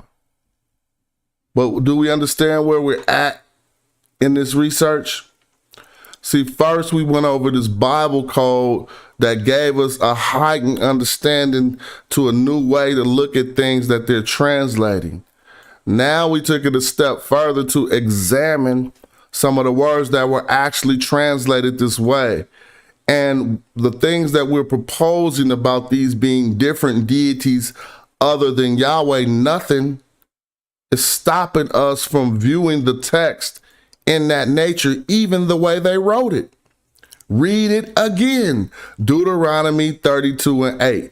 When the Most High, now that you know that this is a different God, divided to the nations their inheritance, when he separated the sons of Adam, he set up the bounds of the people according to the number of children of Israel. How many is that? See, I keep telling you, B'nai Israel, B'nai is children. They doing a whole bunch of hiding in this shit. B'nai is children. Israel, Yisrael, right? Whatever. So it's really B'nai Yisrael here, which is really B'nai Elohim. Anyone could talk about this. They're changing the sons of El, which existed in the area already textually, to the sons of Israel. But they can't do it right because the text reveals the true nature of what's going on here. Now listen, Deuteronomy 32:8, when the Most High, Elyon, one deity, divided the nations, their inheritance.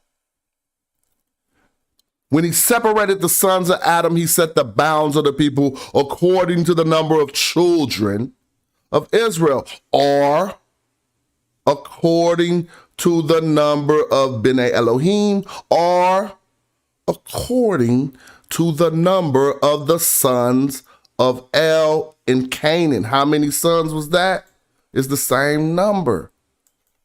How many sons did El have?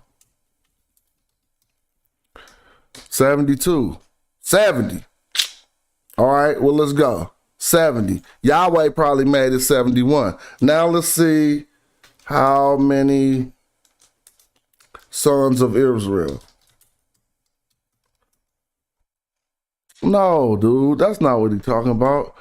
Y'all know what I'm talking about. How many in the Bible? They're not talking about that right there. That is B'nai Yisrael. If we ask how many of them there are, how many nations? That's how you got to do it. How many nations in the Bible? You got to get them to think on themselves. 70 nations. You gotta get them to think on themselves. Make them think. They dry snitching. They not? Look, I asked you how many nations were in the Bible to arrive at this number. Why did I do that? Because the Bible told us what it told us. It said this. Dang, man. It said when he divided, it said Deuteronomy 32:8, when the Most High Elyon divided the nations. Remember, they're not divided right now. But when the Most High Elyon divided them and their inheritance, which he separated the sons of Adam, he set the bounds of the people according to the number of the children of Israel. So that means that the bounds of the people of the children of Israel are according to the number of nations, because he divided them. So this is the same exact number as the sons of El that we see called B'nai Elohim, but they changing it here to B'nai Yisrael. So again, let's go to Deuteronomy 32:8. And if any preacher or anybody in the chat, I will quickly open up a live and we'll have a wonderful discourse to go down in YouTube streets history. Now, who want to go further to see if I'm making this up? Deuteronomy 32:8. Come on, tools. I said tools. So when I click it, tools ain't opening. Y'all see that? Well, anyway, what it will reveal to us is this is Elyon and this is B'nai Elohim. So now you want to take that and pop that B'nai Elohim in the Bible and see how many times you're going to see that. Therefore, the children of Israel eat not the shoe. B'nai Elohim, let's see, tools. No, that's B'nai Yisrael, I'm sorry. But it still means B'nai Elohim. So we got Ben. Strong's H1121. Bane. Bang. Strong's H3478. Yisrael. Bang. Yisrael. Bang. Yisrael. Well, I got to do that better. Hold on. Bang. Yisrael. Strong's H3478. My kids. Yisrael. My kids be thinking I'm crazy. Yisrael. Dad'll be in this room for like an hour going, bang, Yisrael.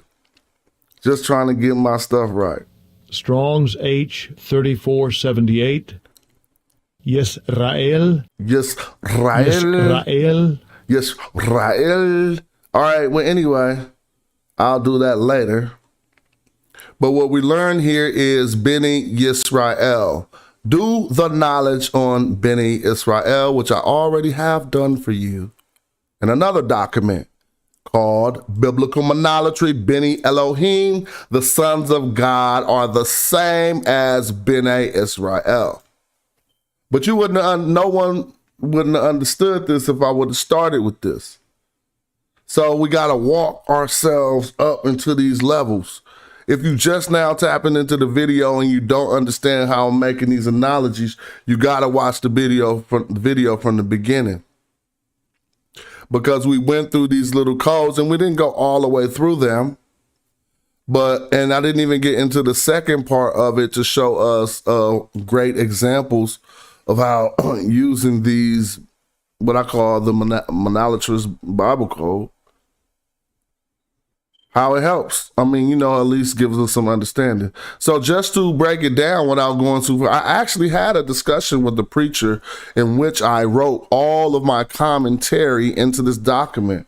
And so I was explaining to him the same things that I am explaining. I was explaining to Pastor Mann the same things that I want to explain here about B'nai Elohim, the sons of El, that we find Canaanite deities, the 70 sons, are the same as B'nai Yisrael, or Yisrael, or whatever he was saying. Being Yisrael, you feel me? So when Elyon, we read this already. I'm just going to skip past that now. And I'm showing you different Bible verses. But one of them says,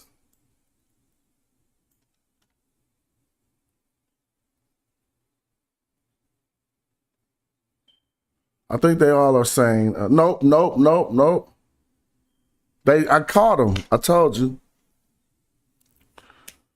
Look, in one version of the Bible, it does say B'nai Elohim on this verse. I repeat, but they changed it to B'nai Israel, and I'm asking why the difference is to the pastor. You could go through Deuteronomy 32:9 and find a translation that says B'nai Elohim.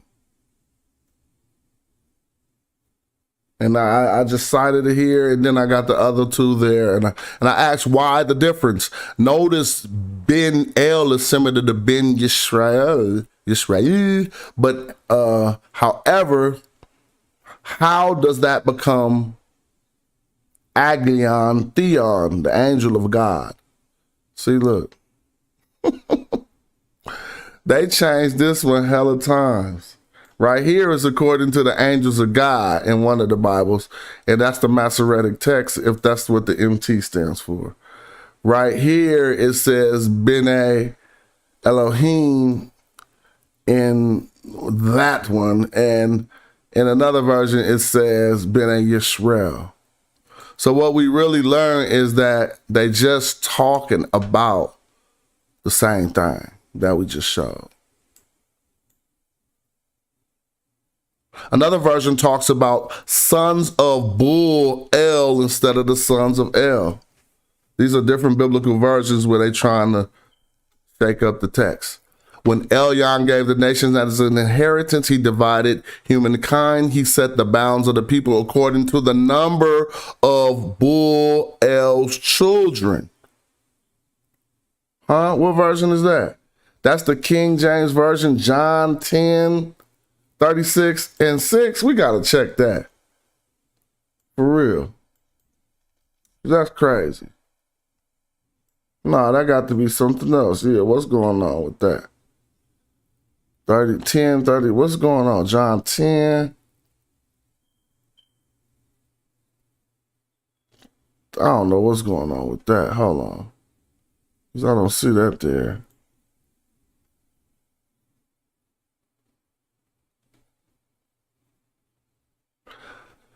I've said, ye are gods. Jesus answered them, is it not written in your law that you are gods? This must be a quote for something else. And I am the Son of God. I got to keep going, though.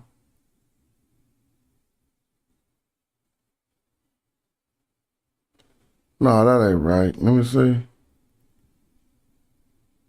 I don't even know why that's there. Look. How did this get here? Now I'm like, I know that at this verse, this is Deuteronomy, whatever. I don't know. I just, oh no, that's because this just actually fell up here and it's supposed to be the preface to this. Okay, I knew this wasn't John 10. So it says, I and my Father are one. Then the Jews took up stones against him. Yeshua answered, many good works from you from the Son to the Father. And they're talking about ye being gods. Okay, cool. All right, no, I don't want to get too far with that, but look, this is a classic Bible studies discussion. We're going to talk about the work of Michael Heiser, Carrie Schertz, and even William F. Albright postulating the meaning of B'nai Israel and B'nai Elohim. So I'm not making this up. The most prevalent scholastic research weighs in the favor of B'nai Israel and B'nai Elohim being the same divine council mentioned throughout Psalms 82:1. The host of heaven, remember? They're also them. So when you get down to 1 Kings 22:19, And he said, hear thou therefore the word of God. I saw the Lord sitting on his throne and all the host of heaven standing by him on his right hand and on his left. The host of heaven ain't angels. The host of heaven are the other gods. Amongst the host of heaven, we have the queen of heaven. So we know the host of heaven ain't the other gods. I mean, the host of heaven ain't the angels. The divine assembly. Go through the Bible and show, well, I don't want to say that because you might could. But let's just deal with it. The host of heaven, the queen of heaven, Bene Elohim, the divine assembly, and the Bene Israel were all deities before monotheist tried to replace its roots in henotheism, then monolatry. I repeat, the host of heaven. When you see that in the Bible, we're going back to our Bible code. Know who they talking about. The host of heaven, the queen of heaven. Y'all want to see that? Show you. Bene Elohim, the divine assembly, and Bene Israel were all deities before the translating monotheists tried to replace these roots in henotheism and then monolatry. Okay? Because again, this stuff is rooted in henotheism. What is henotheism? Saying that, okay, heck of gods exist, but that don't matter to me because I only worship one, right? It is the worship of a single supreme God while not denying the existence or possible existence of other lower deities, right? But they wanted to write the henotheism out of it and make it strictly monotheistic. So they was like, let's not even acknowledge none of the other gods that they talking about. Now, inside your little spooky chambers in your head, when you've been taught to hear key words like paganism and polytheism to scare your inner senses into not being able to absorb any knowledge that come after you hear those words, we're going to reprogram that shit today. Because actually all of the people who thought we were not smart enough to deal with the text in this way, they presuppose the same things. And now you confirming their suspicions by getting all spooked whenever we have to examine some text that don't look like it was monotheistic.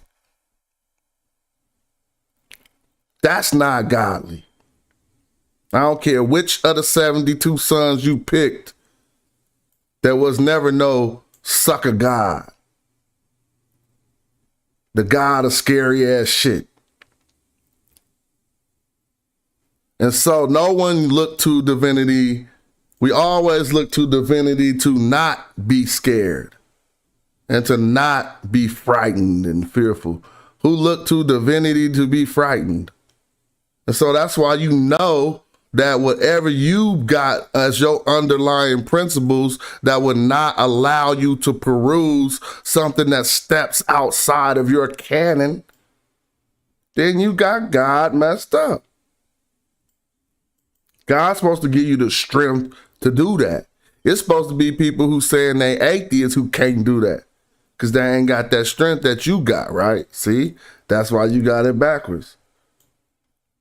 I'm just saying, if we look at this right. So now let's examine the host of heaven, the queen of heaven, Bene Elohim, the divine assembly, Bene Israel, all being deities before these monotheistic theists tried to do what they did. And like I said, there's nothing wrong with monolatry. There's nothing wrong with that. And I said it's also impossible I propose that it's literally impossible to be monotheistic in 2014 when I wrote this document. Because you don't control the thought space of humanity. So if you thought of a God and somebody else thought of another one, more than one God exists. Period. You can't get around that. So monotheism is out the window. It is a thing that can only happen in ancient times. You could go tell somebody you worship Jesus. Somebody gonna say, what? I don't worship Jesus. I worship Buddha. Bow. Monotheism is out the window at that point because you don't control the consciousness of humanity with your religious views. So argue against that. How could one be monotheistic in 2022 when you know you could go to any church and change religions the next day and be worshiping a different God? Then they say, well, they are the same. They only the same in this discussion.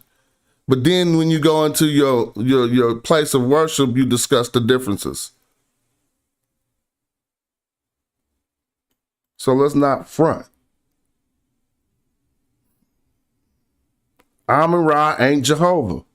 Is Amun-Ra Jehovah? Is Amun-Ra Yahweh? You better say yeah, else you can have to concede your monotheism.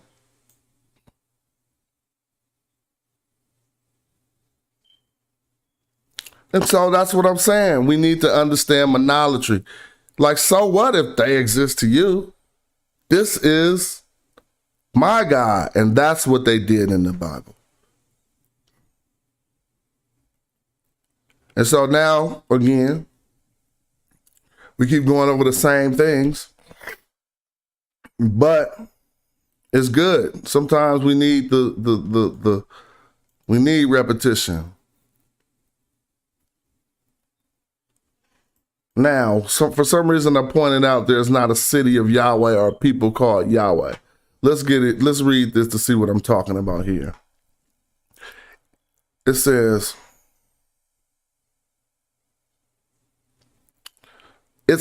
when he separated the sons of Adam, and it says, Bihapro, I don't know. I'm not even trying to act like no Hebrew reader. I told people this is the respect they need to pay to the Medu Netra.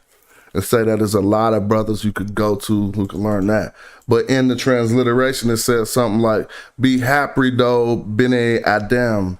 So the sons of Adam now. Then the sons of Adam are mankind. Let's keep this in mind. It says, when he separated the sons of Adam. You know who those people are? You know who Adam is, right? The first man. So then the sons of Adam in this Bible verse would be mankind, human beings. They are the corporal beings in this verse. The non-corporeal entities in this verse are the Bene Israel. We can all agree on this. They're not humans. They are the sons of God. And I can also offer where it may say Israel is God's name in the Bible. Why did I say that? Because I put another verse. I must have been doing my homework. If I said I could offer where it say Israel is God's name in the Bible, let me see. Lord, listen, Lord, forgive, Lord, hear, act, forsake, my God, do not delay, because your city is your people, and your people bear your name. Dang, the boy do homework. So my point is, who are the people of Yahweh? There's no people called the Yahwehs. This is why I put Daniel 19 and 9, and let's deal with this. For real. Daniel 19, I thought it was 19 and 9. How did it pop up on this? Maybe I said that wrong. Dude, this is hella fun. Forget being on the internet talking about what Whack 100 said to what? Get you some knowledge. Don't let them suckers throw you off course. And I mean, no disrespect to them people. I'm just saying, what? I be looking like, this is what people talk about all day. Damn, man, I'm trapped on Earth. It's ridiculous. But let's go. I'm using this voice to ask my Bible people, what does this mean? O Lord, hear, O Lord, forgive, O Lord, hearken and do. Defer not for thine own sake, O my God, for thy city. Let's stop right there. God's city.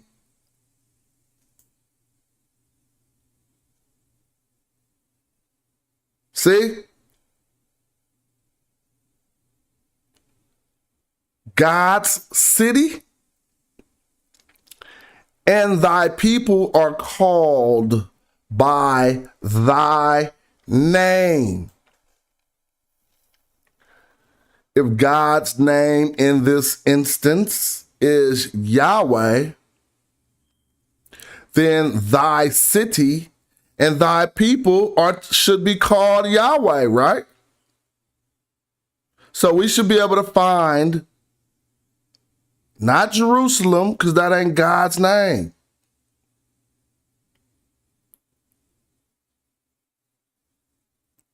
O Lord, hear, O Lord, forgive, O Lord, hearken and do. Defer not for thine own sake, O my God, for thy city and thy people are called by thy name.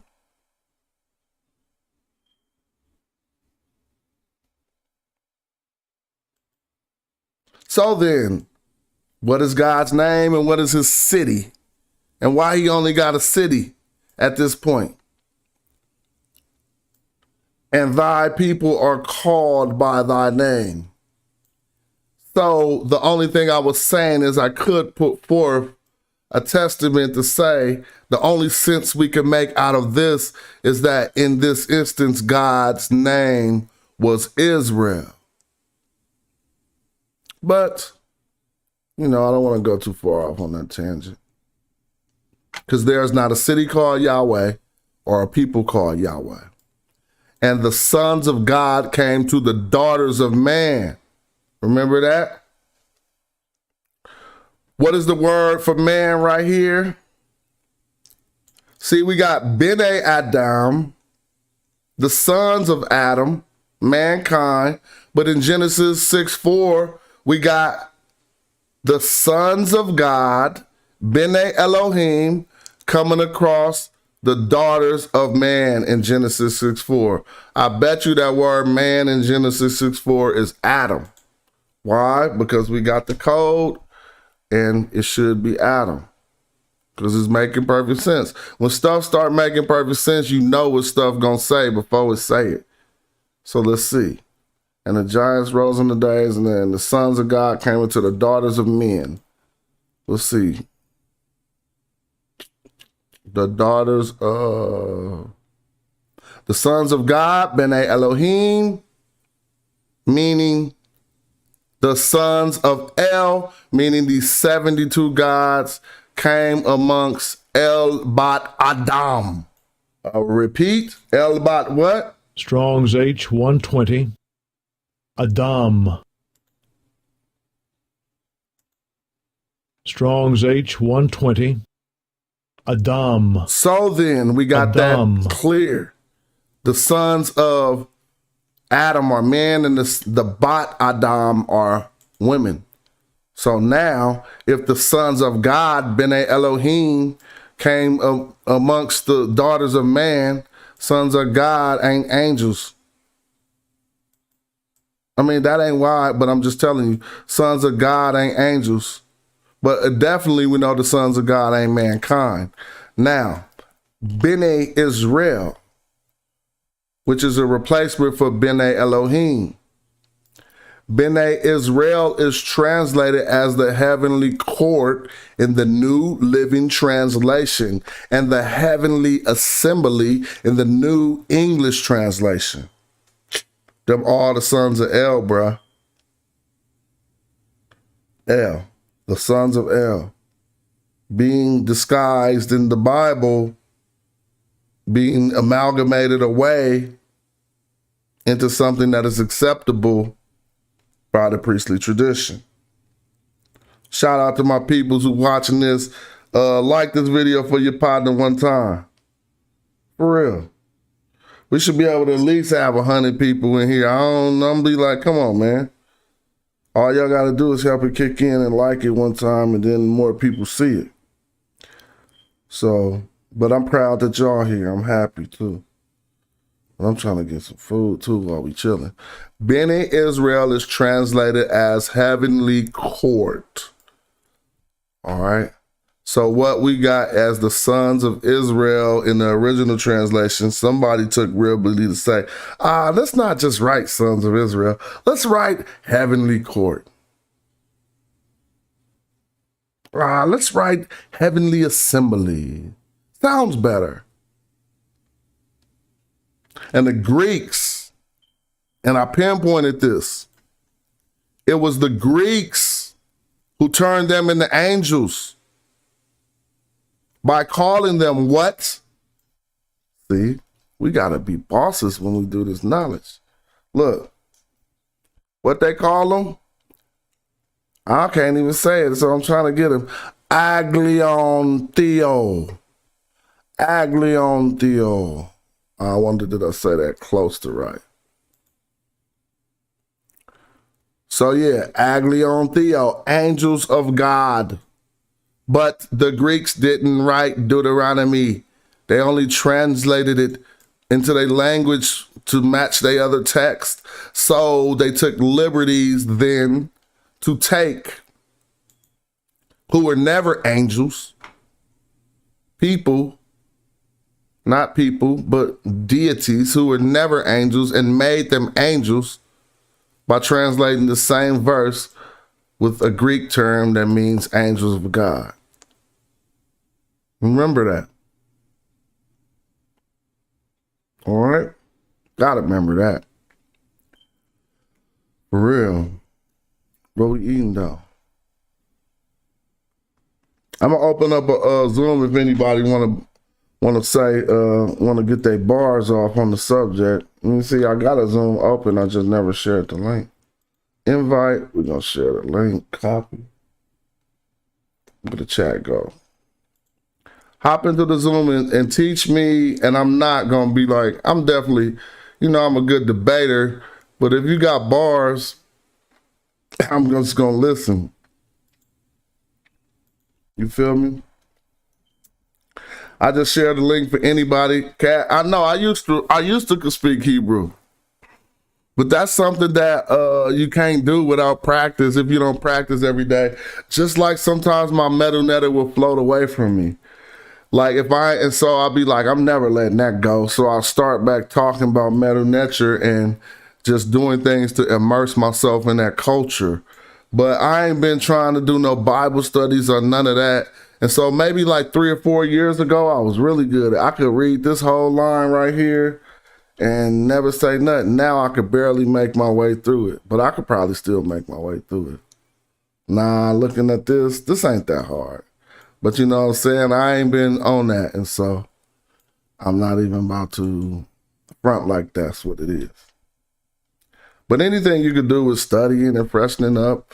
What I would do every day is I would wake up and I would look at different scripts.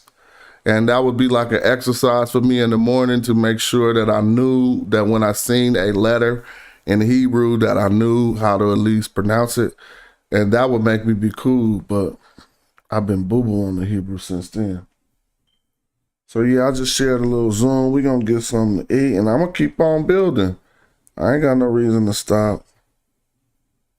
Not today, at least. But I'm going to do one of my commercials right now. Look, here go a quick commercial. Hieroglyphics.com, y'all. What's up with why the conscious community so late on crypto stuff, dog? God damn. Motherfuckers still be acting like you talking about a foreign language and shit. But it's cool. I ain't tripping. You know, I'm rolling with who I'm rolling with. We doing some really good projects right now, and we got something coming very soon, like a cryptocurrency crowdfunding platform, kind of like Kickstarter, where you could get your projects funded in crypto just by getting the approval of the community. So thanks for allowing me to plug that little commercial in there. And you're going to go to hieroglyphics.com to learn more about that. All right. Then we're going to keep on building. So who told me B'nai Elohim? Who told me that them was angels? You can't go look at no verse in the Bible and make no sense out of that. Watch this. I know I pulled up some more stuff for the good brother preacher right here. Let's see. Yep. Again, 2 Kings, when I saw the Lord sitting on his throne and he had the host of heaven standing by him on his right and on his left. Them ain't angels. It's easy enough to say the angels standing on his left and his right. They didn't take that liberty. You feel me? And so this is a statement from Michael Heiser that I had put in my little footnote, whatever. Literary and conceptual parallels discovered in the literature of Ugarit, however, have provided a more coherent explanation for the number 70 in Deuteronomy 32 and 8. And have furnished support for textual scholars who argue against the Sons of Israel reading. You see? That's why I put this in the footnotes, so you can hear it in the scholar's voice if my voice don't sound good enough for you. Everybody ain't feeling that Sons of Israel reading. They talking about, bro, this was the sons, this was B'nai Elohim. But it says, Ugaritic mythology plainly states that the head of the pantheon is El. All right? And now, right, well, look at what Michael Heiser writes. The leader of the, I got to read that again. Ugaritic mythology plainly states that the head of its pantheon is El, who, like the God of the Bible, is also referred to as El Elyon, the Most High. He fathered 70 sons, 10 thereby specifying the number of the sons of El. You see? Oh, wait a minute. Why did I say that 10? I guess they wanted us to read this. I don't know. It says 10 thereby specifying the number of the sons of El. But he fathered 70 sons. Yeah, no, I shouldn't have read that 10. That was a verse number. So it says he fathered 70 sons, thereby specifying the number of the sons of El. An unmistakable linguistic parallel with the Hebrew text underlying the Septuagint reading that was thus discovered. One that prompted many scholars to accept the Septuagintal reading on logical and philological grounds. God El Elyon divided the earth according to the number of heavenly beings who existed from before the time of creation. You see? And the coherence of this explanation notwithstanding, some commemorators resist the reading of the Septuagint, at least in part because they fear that the acceptance of the Milax Yab or Milax Yab readings, both which may be translated as sons of God, somehow mean that Yahweh is the author of polytheism. See, so that's half the reason why they get it right there. Now, when he went to Mylax Yob or Mylax Yeneb, whatever, Mylax Yeneb, this is Ugaritic for sons of God, he's saying, both of which may be translated sons of God, and that it somehow means that if this is true, that Yahweh is the author of polytheism. But this apprehension, I mean, it doesn't say but, it says this apprehension has prompted some text critical defense of the Masoretic text in Deuteronomy 32:8, based on the misunderstanding of both the textual history of the Hebrew Bible and the text critical methodology. This is what we're going over now. We're going over the textual history or the misunderstanding of both the textual history of the Hebrew Bible and the text critical methodology, a prejudice evaluation of non-Masoretic texts. But this is all what he's saying. Their prejudice evaluation of the non-Masoretic text made them say, "Oh, no, that's just Yahweh." They prejudged it, and when they seen it, they didn't even want to think that they was talking about some other gods. And an unfounded concern that departed from the Masoretic reading, such as resulted in Israelite polytheism. The goal of this article is to show that viewing the sons of God as a correct reading in Deuteronomy 32 in no way requires one to view Israelite religion as polytheistic. See? So basically, he couldn't even get his bars out right there without explaining to people, don't be scared that I'm saying that y'all are polytheistic. I'm just basically breaking it down that the sons of El were some other gods. That is what the scholar is saying. Don't get all scared and spooked. And I already took us to Ugaritic, and then I showed us, what did I show us? It's not good to be so proud, but I'm happy about that finding of Nubians living in where? Ugarites. Because no one tells you about that. So at all these times, when they talking about El and Elyon and they in the Canaanite area, guess who in control?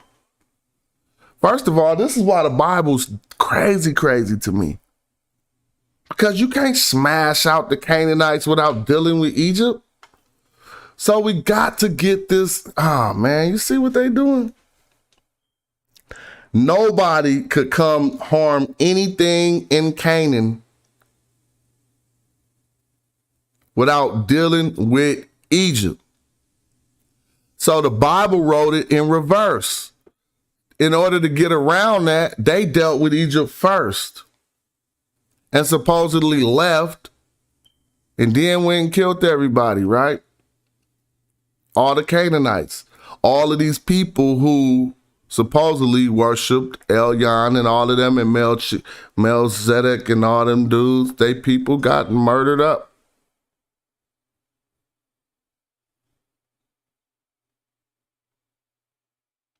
And so we'll keep on diving in here to show some people, but I'll just, since I've already addressed this, I'll just read. And it is not polytheistic like I've stated before. It developed from polytheism to henotheism and to monolatry, which some consider monotheism, but monolatry is different from monotheism.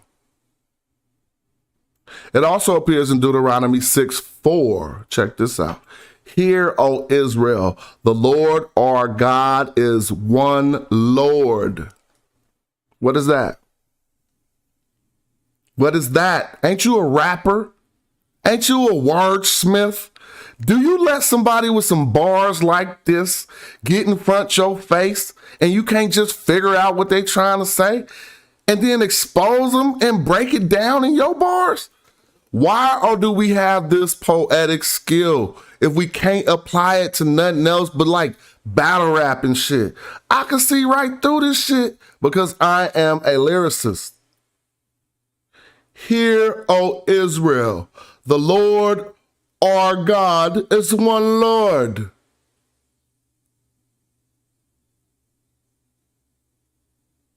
What's your guilty? Why you even saying this? What is your guilty, Deuteronomy 6:4? This statement is an admission that there was some people who didn't know what they're saying. So they telling all of Israel, hear, O Israel, the Lord our God is one Lord. That ain't nothing to be writing in no Bible. So basically, motherfuckers thought the Lord was hella shit. It is a statement of mono-Yahwism. Okay? Tag that down in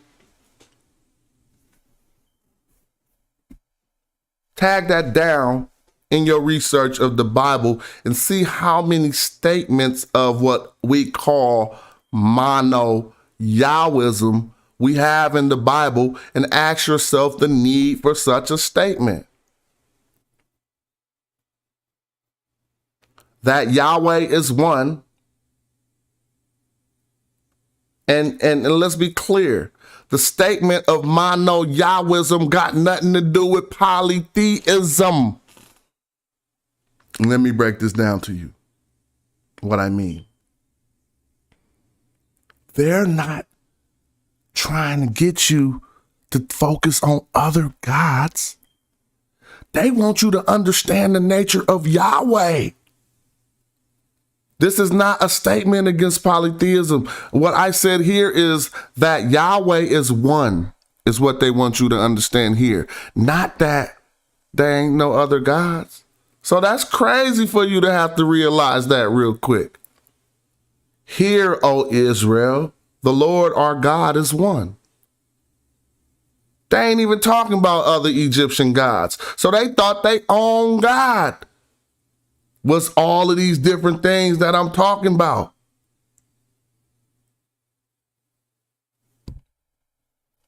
These statements of mono-Yahwism are all throughout the Torah. Don't take a statement of mono-Yahwism to be a statement of monotheism. You messed that up. You see, monotheism is there is one God. Mono-Yahwism is Yahweh is only one of these things, not all of them.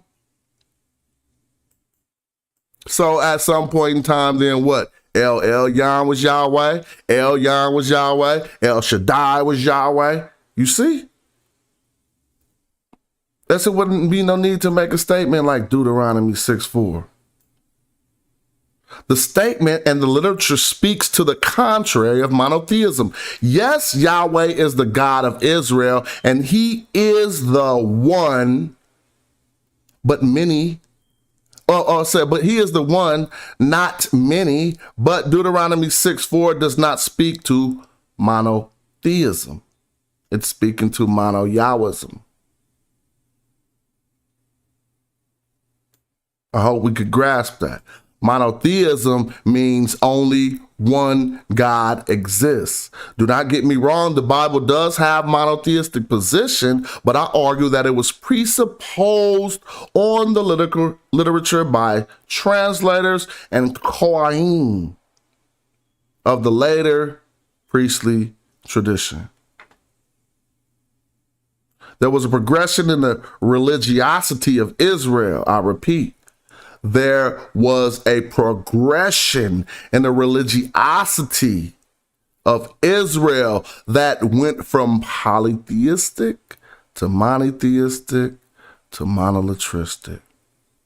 As stated before, and even Paul in the Bible confirms this. If you go to 1 Corinthians 8:4 and 6, Read!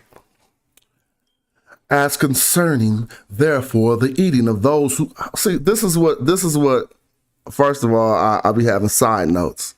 When you do dramatic reading, you have this moment right before you assume the reading where you have to take on the nature of the character, and you only got 3 or 4 words to let you know how they coming off. But most of the really good orators can look at those words and they'll assume the proper vocal tone that gets out the expression right. And so that's what I'm practicing for my orator and public reading. So that's why I like to try to read online to get out the nervousness. And like when you was a kid, if you were scared to read in front of the class, then you probably never developed good out loud reading skills. And so it was really just something that was in the hood that you didn't want to be the motherfucker reading in front of the class. And you especially didn't want to be reading in front of the class if you couldn't read.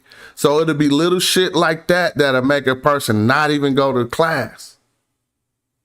When we could have nipped that shit in the buds by just discussing that and shit. So anyway, as concerning therefore the eating of those things that are often in sacrifice unto idols, we know that an idol is nothing in the world, and that there is none other God but one, and that there is none other God but one. For those, it says, for though there be that, oh man, it's hard to read this Bible shit.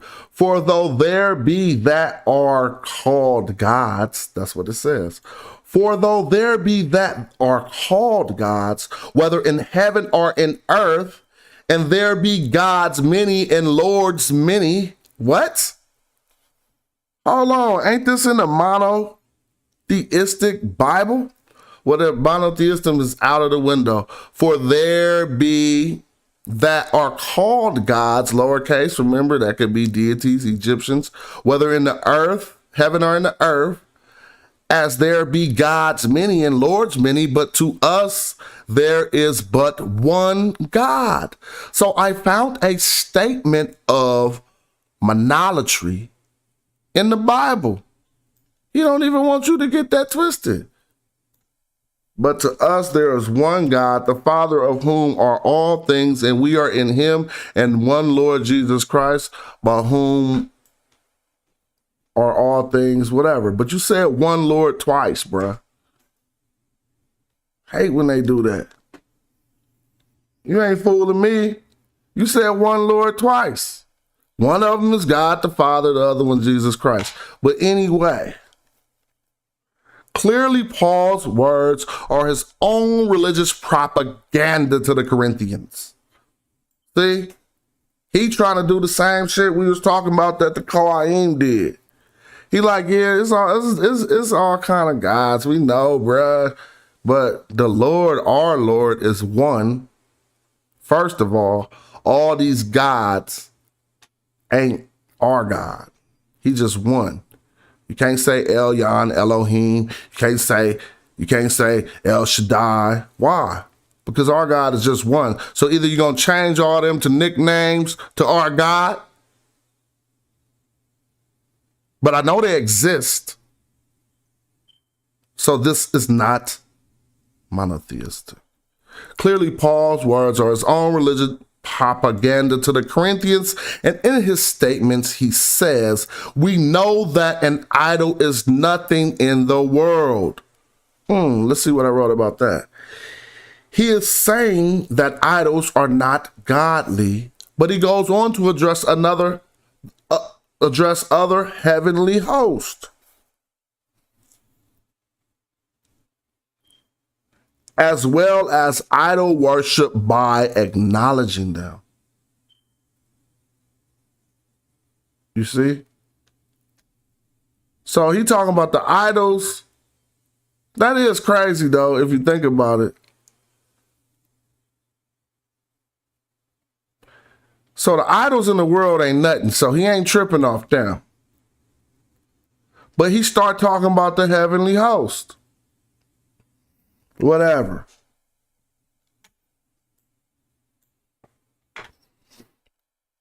This is just Paul putting Deuteronomy 10:17 in his own words. Anyone can see Deuteronomy 10:17 that monotheism was not an early Israelite concept. They're establishing Yahweh's allegiance to Israel and vice versa. Deuteronomy 10:17. For the Lord your God is God of the gods, and Lord of the lords, the great God, a mighty and a terrible, which regardeth not persons, nor taketh reward. So, again, for the Lord your God is God of gods. See, now y'all can see why we need to know the damn Bible code. Because the Lord, all capitals, your God with two lowercase d's, is the God with two lowercase d's of all lowercase gods. And the Lord with one capital, which is not the same as the Lord with all capitals. But we won't be able to read this, right, if we don't know the code. Why is the Lord all capital? This ain't the beginning of this sentence. So why is Lord capitalized here, but lowercase here? Because these translate to different terms in Hebrew. And the great God, a mighty and terrible, which regardeth not persons, nor taketh away.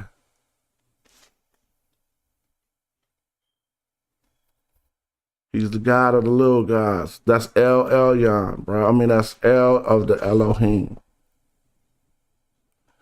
And so all throughout the text, we'll see things like this reoccurring.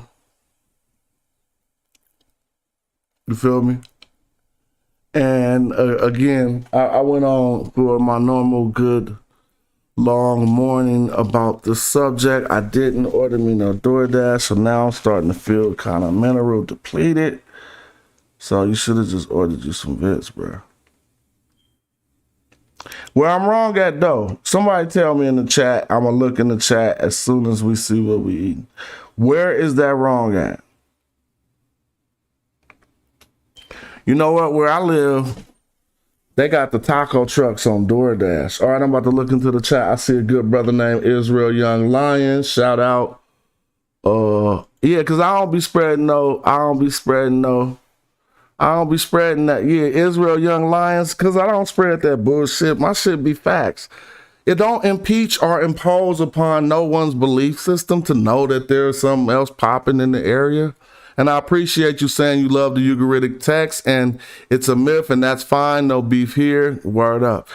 Courtney Thompson says, blessings room. How many times does God appear in Deuteronomy 6:4? How many times is Lord mentioned in Deuteronomy 6:4? Why is Lord stated 2 times over in Deuteronomy 6:4? Yeah, I think we were just addressing that.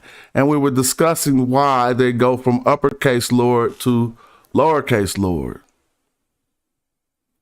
If we understand how the translators code things, then we can get a heightened understanding on that. You know what I'm saying? So, I mean, when I come to this point, it feel like, dang, this is kind of good because we're making some progress to understand the ways that we should possibly be looking at the Bible in order to make use of it and not in order to just canonize teachings and, try really hard to just make sure things are taught the way they were taught before. So I would be guilty of heresy here and strapped to an Inquisition torture device, and my body would be stretched until my limbs disjointed for this heresy. And that was holy behavior. Tell me where I'm wrong. No, good brother, they actually wouldn't have stretched your limbs. Yo, they actually would have. Ain't no just regular tacos on y'all menu, bruh. So we trying to order from the taco truck on DoorDash, right? Because I think that's a blessing out here. I'm in a community that's a really wonderful community, and it's you know, it ain't just like a black community. It's more like more Hispanic people out here or anything, and they be hustling.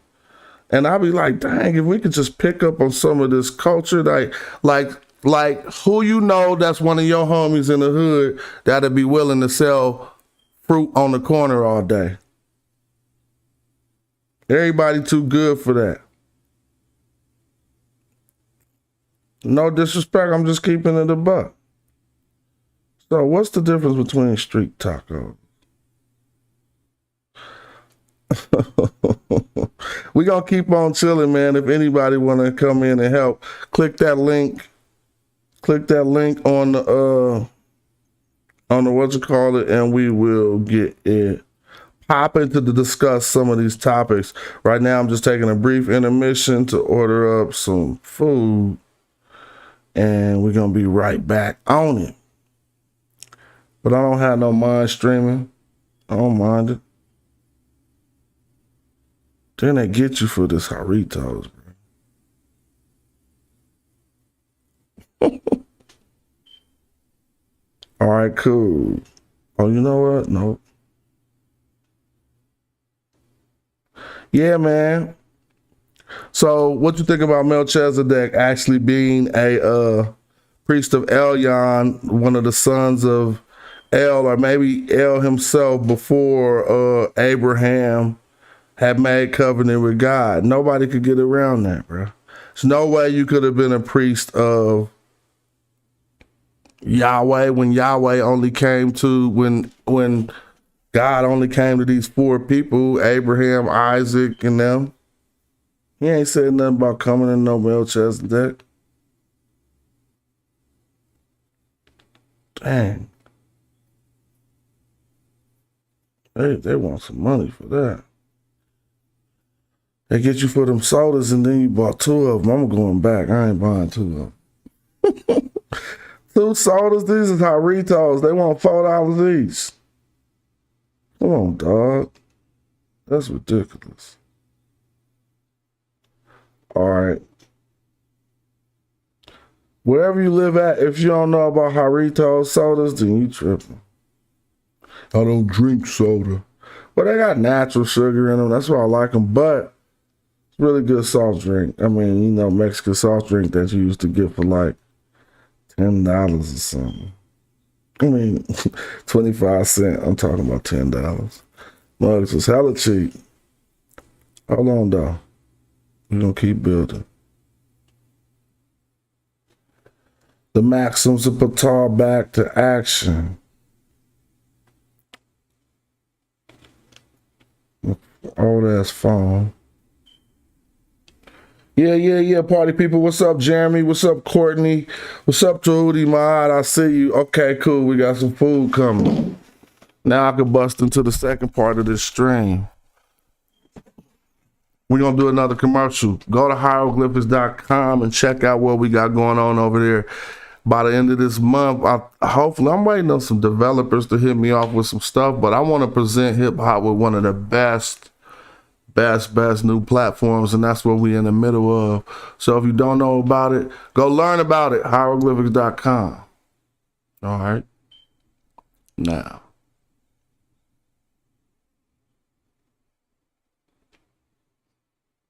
some of that stuff was good, but it get really good to me when I start looking at stuff like the story of Balaam and Balak. Oh, so I said a few things. I made some claims. And I don't want nobody to think that my claims, I'll just be saying some pseudo shit. One of the claims I made was there was a deity in the Bible. Now that we understand this, there was a deity in the Bible that wherever we pull him up, Yahweh or the Israelites couldn't deal with him. And then when you look at how Yahweh addressed this deity in the Bible, it's kind of crazy, like a scene of Top Boy, the TV show or something. He like be trying to, he can't do nothing with him. So let's go look and see if I'm making this up. And you tell me when The deity Moloch. All right, first, before we go to the Bible, first of all, what you don't know is, if you know about the Canaanite gods, see, this is why this is crazy. This is one of the sons of El, because you wasn't being no Canaanite god in the area without being a son of El. Moloch. Moloch, the Canaanite god, is all in the Bible by his first name. But I want you to know how the Bible was going down. When you tell somebody to sacrifice their first son, first of all, and Moloch is MLK, just for the record. But when you tell somebody to sacrifice their firstborn, that is how you get down with Moloch in the Canaanite times. So really, when Yahweh had came to when the Elohim, see, it didn't even say it was Yahweh who came to Abraham. I dare you to go look that up. Yahweh didn't come to Abraham. He even said he didn't. When the Elohim came to Abraham, one of them told him, or they all told him, Elohim is plural. So either Abraham heard 70 voices or a couple of them was getting at him. But that ain't a single term. So when the Elohim came to Abraham, for real, they could have said when El came to Abraham. Moloch was probably the one who really said, bruh, go sacrifice your son. I'm giving y'all some bars. I dare somebody to say it. Come on, come in and tell me why I'm wrong. Let me show you why I'm right. Because the Elohim got 70 different characters amongst them. Sacrificing your firstborn to get down with some divinity that's a tribute to Moloch. If you know Canaanite, that's a tribute to Moloch, even in the Bible. And we're going to go over this. And you see in the Punic language, Moloch means sacrifice. So I don't even have to trip off convincing you of that. It say it right here. So now let's see how when the sacrifices happen in the Bible, the Israelites cannot mess with the people of Moloch. Why is this crazy to me? I was like, why would they write this in here? He better win one time. I kept on trying to find a time where he could beat him. I'm pretty sure, obviously, since the world is like right now, nobody venerate Moloch no more.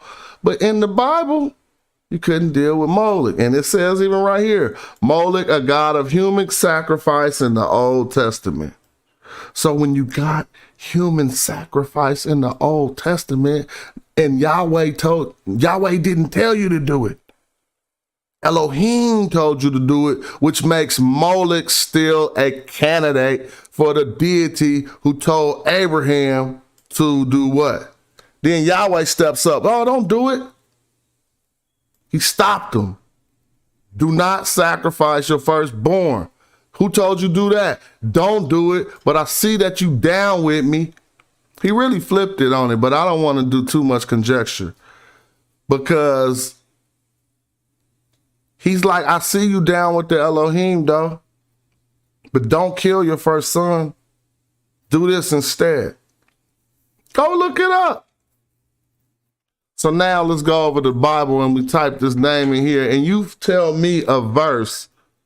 Tell me, first of all, this is what you about to have, all verses of this. Remember, Yahweh jealous.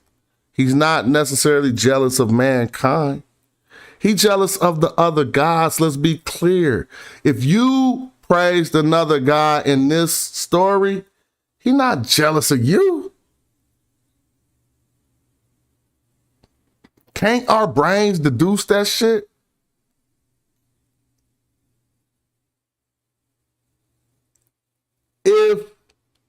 Oh my God. If you had a girl that liked you and she go start liking another dude, you're not jealous of the girl. You're jealous of the guy.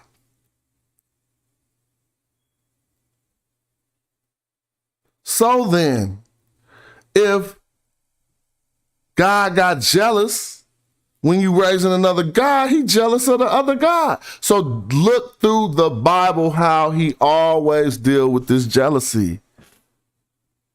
The only God he ever telling you not to mess with really be Moloch. By names, but you're going to see why in the Bible. It says this, and thou shalt not let any of thy seed pass through the fire to Moloch.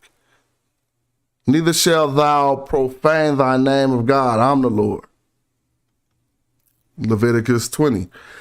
Again, and thou shalt say to the children of Israel, whosoever he be of the children of Israel or of the strangers that sojourn in Israel, that giveth any of his seed to Moloch, he shall surely be put to death. And the people of the land shall stone him in the stones. So they make sure that don't happen, right? But I want you to see what happened when it do happen. And I will set my face upon a man and will cut off, this is Leviticus 23, because the people have given the seed to Moloch and defiled my sanctuary and to the profane my holy name, jealousy. And if the people of the land do away with, hide their eyes from the man, when he giveth his seed until Moloch and kill him not. So they saying if you let a motherfucker give a seed to Moloch and y'all hurry up and kill him, they're going to tell you what happened. That I will set my face against thy man. So I told you he wasn't mad at the man yet. He was only jealous and mad at Moloch. But they telling you right now, if y'all don't do something to the person, shout out to Edmund Brown entering the room. He telling you right now, if y'all don't do something to the person who venerate Moloch, then I'm going to set my face against that man and against the family, and I will cut him off, and all that will go whoring after him and commit whoredom with Moloch from their people. He going to cut y'all off from y'all people. And good brother Edmund, you can join in whenever you so feel free to join in. So look, now we skip into 1 Kings 11:7. Then did Solomon build a high place for Chemosh. This is when Solomon was slipping. So he built a high place for one of the other sons of Israel. The sons of who? For one of the other sons of who? The sons of El. Chemosh, the abomination of Moab, and in the hill that is before Jerusalem, and for Molech, the abomination of the children of Ammon. So we're talking about the Ammonites. Now they're going to put hands on the Ammonites eventually, but watch this. Anyway, everybody doing this, passing through the fire and giving all their stuff to Molech.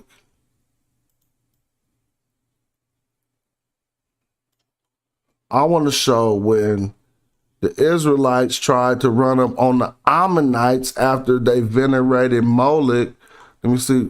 1, 2, 3. Well, let me see. INDIGNATI, indignation. Actually, I know this word indignation ain't used in the Bible too many times, but when y'all try to run up on Molech. So that's why I just used the word indignation to get to the verse. Watch this. What is a great indignation, bruh? Deuteronomy. Tell me what a great indignation is. That's getting your ass whooped. You trying to tell me a great indignation ain't getting your ass whooped? Watch this. Look at what happened. Hold on.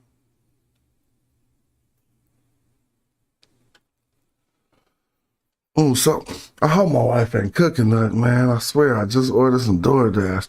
Now I smell food. I hate when that happens. She gonna be mad at me.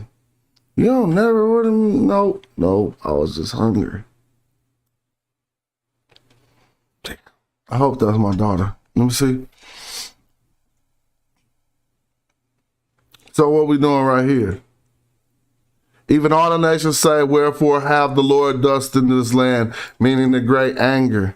This might not be the one. And the Lord rooted them out of the land in the wrath and in the great indignation and cast them to another land to this day. That's not the one. I just like to find it, bruh. Watch this. Oh, it's going to be one of these great indignations. And the secret thing before the Lord our God, with those things revealed. Hold on. No, I was wanting to know what that was. Matter of fact, you could take these two terms, great indignation, and run them back through there again. And the Lord rooted them out of their land. Yahweh got them capital, all capitals, Lord. So Yahweh got some people out of the land in anger. But look, told you, here it is.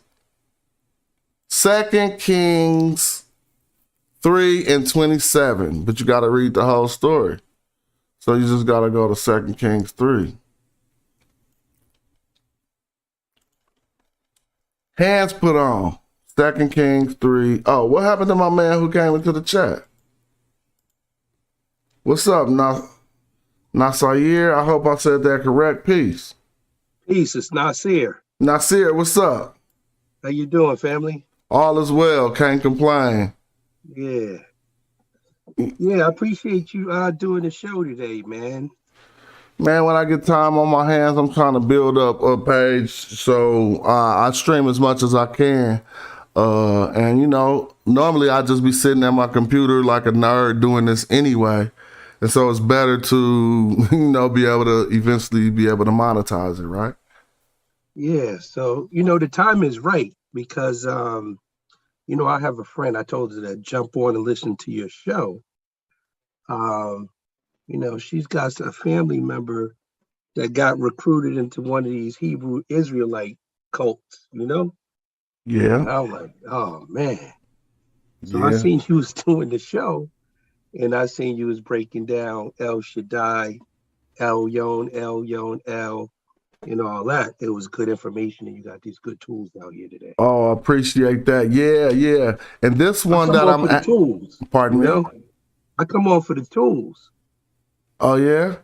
Yeah. You know, you bless, you know, you teach the people how to feed themselves.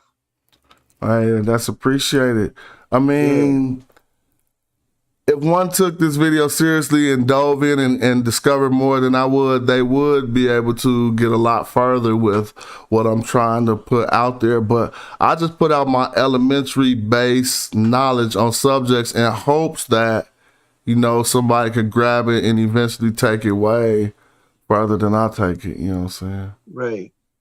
Well, you got a good framework, right? So, you know, one of the things that you were talking about was the fact that some of these deities in the Bible, right, have their origins in some of the indigenous cultures that was already in the area, right?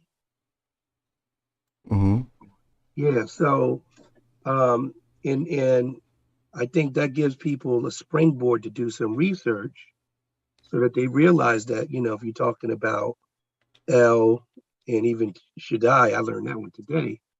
You know, these deities already existed before the Israelites or Hebrews co-opted them.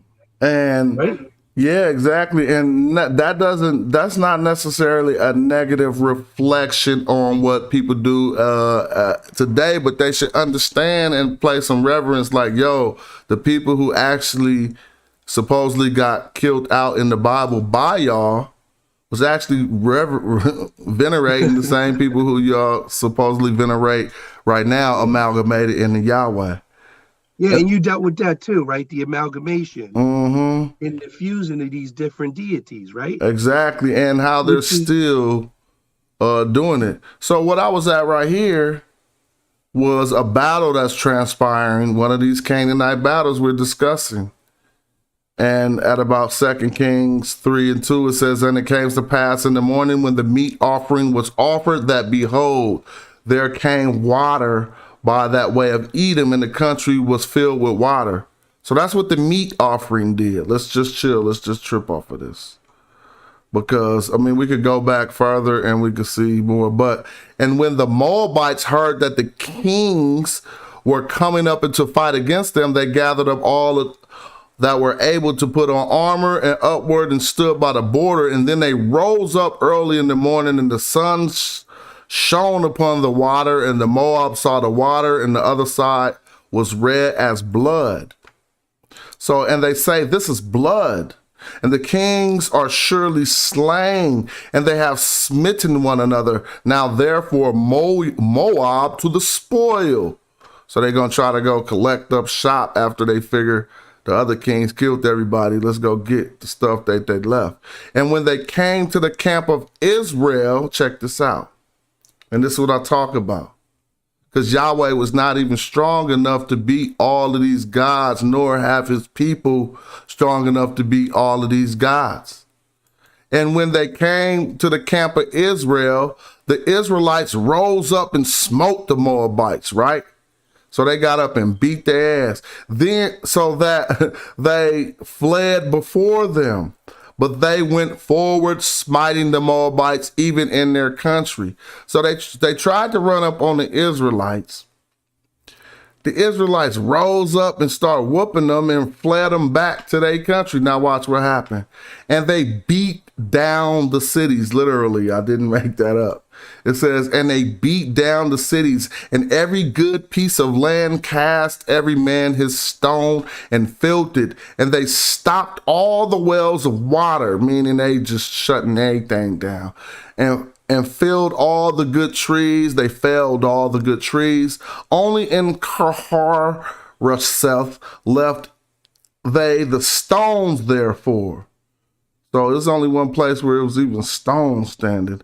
Howbeit the slingers went about it and they smote it. So now look what happened. The Moabites, right, had got their ass whooped and ran off. You can see it right here, but watch this. And when the king of Moab saw that the battle was too sore for him, he took with him 700 men and drew swords to break through even unto the king of Edom, but they couldn't. So I guess the king of Edom was kind of weak. By the way they wrote this, like they couldn't even get through the king of Edom. Then watch this. Then this is the king of Moab. Then he took his eldest son that should have reigned in his stead and offered him for a burnt offering upon the wall. So he couldn't do nothing with it. So he like, dang, I'm about to go to God Moloch. And look what happened next. And there was a great indignation against Israel. And they departed from him and returned to their own land. And so I'm not making that up. I only wonder why in this biblical story does another deity, a different son of El, prevail against Yahweh when at first Moab had not made an offering unto Moloch. And then once the king of Moab makes an offering unto Moloch, there was a great indignation. Now we want to look that up because you know what a great indignation is. Indignity. You just got, a great indignation is getting whooped, but I want to see what it is.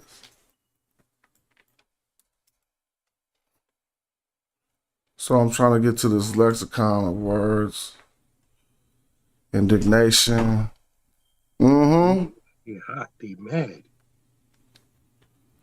Right here we have indignation, Zion, anger, rage, wrath, rage, fury.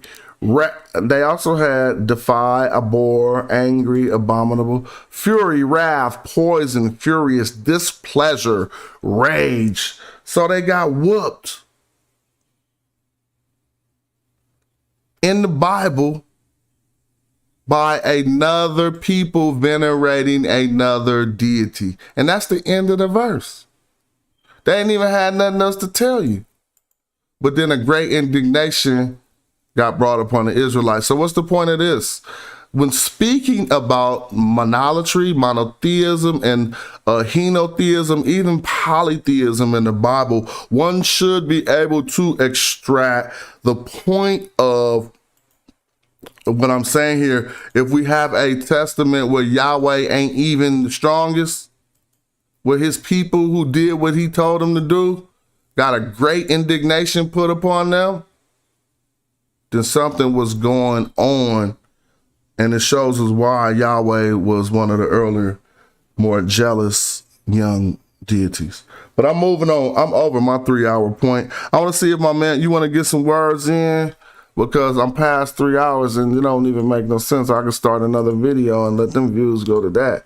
So I don't really try to go another hour or so, but maybe we come back to examining some of the maps, right? Oh yeah, definitely. I need to. Sometimes I'm just starting my day and I'm not prepared for a presentation and I'm just doing what I'm doing. You feel me? But if I could try to dig some and find that map of Shechem, but all somebody got to do is put the Shechem map right to next to a map of El Shaddai. I mean of Tel El Tayin and Tel Eth Tayin, and they would see definitely how close it is. It would only be crazy to not propose that one called the God of Shaddai would not have been known by Abram, But yeah, thank you. Yeah, we can save that for another day. No, I might come back. Every time I say I'm gonna come back, I don't, because I'll be wanting to go take a break and come back, but it'd be life goes on. And so right now I got some stuff I want to do with one of my projects I'm working on. So we'll see what's up. But I want to thank you for tapping in, and all of the people in the stream and all of the people who send out the cash apps. I send you, I see everything. And the people who crop that book, or maybe someone buying my albums, I'll be seeing it. And right now, y'all are the main source for that. I mean, there's people who don't even know I'm on YouTube that are a real good source for that too. But at the same time, I appreciate all of that. And so I'll be back. Let me see, before I go, I want to see what my man Israel said in the chat. Yep, Israelites are descendants of Canaanites, a break off. To some extent, I would not disagree with that. And we got to understand how tribes work. If we look at Israelites as a tribe, now, it depends on how far. I'm doing biblical research today. So don't mind me placing the Israelites in places that the Bible placed them. But called by that name, will only be in the first millennium BC or whatever, when we find people calling themselves Israelites. Second millennium BC, it wasn't nobody calling them. And I appreciate that, and I'm glad that because I'm a Magi archer, and I don't think nothing that the Magi ever do made the Hebrews mad. We had Magi up in Ugaritic running shit, and I gotta look and see how so-called the Habaru addressed this. But anyway, I'm glad y'all tuned in, and I'm gonna probably find somebody else's show to watch right now. So make sure you turn on your notifications so much so one day we're gonna break the 100 people. It's gonna be on y'all to help me share and get the videos out. All right.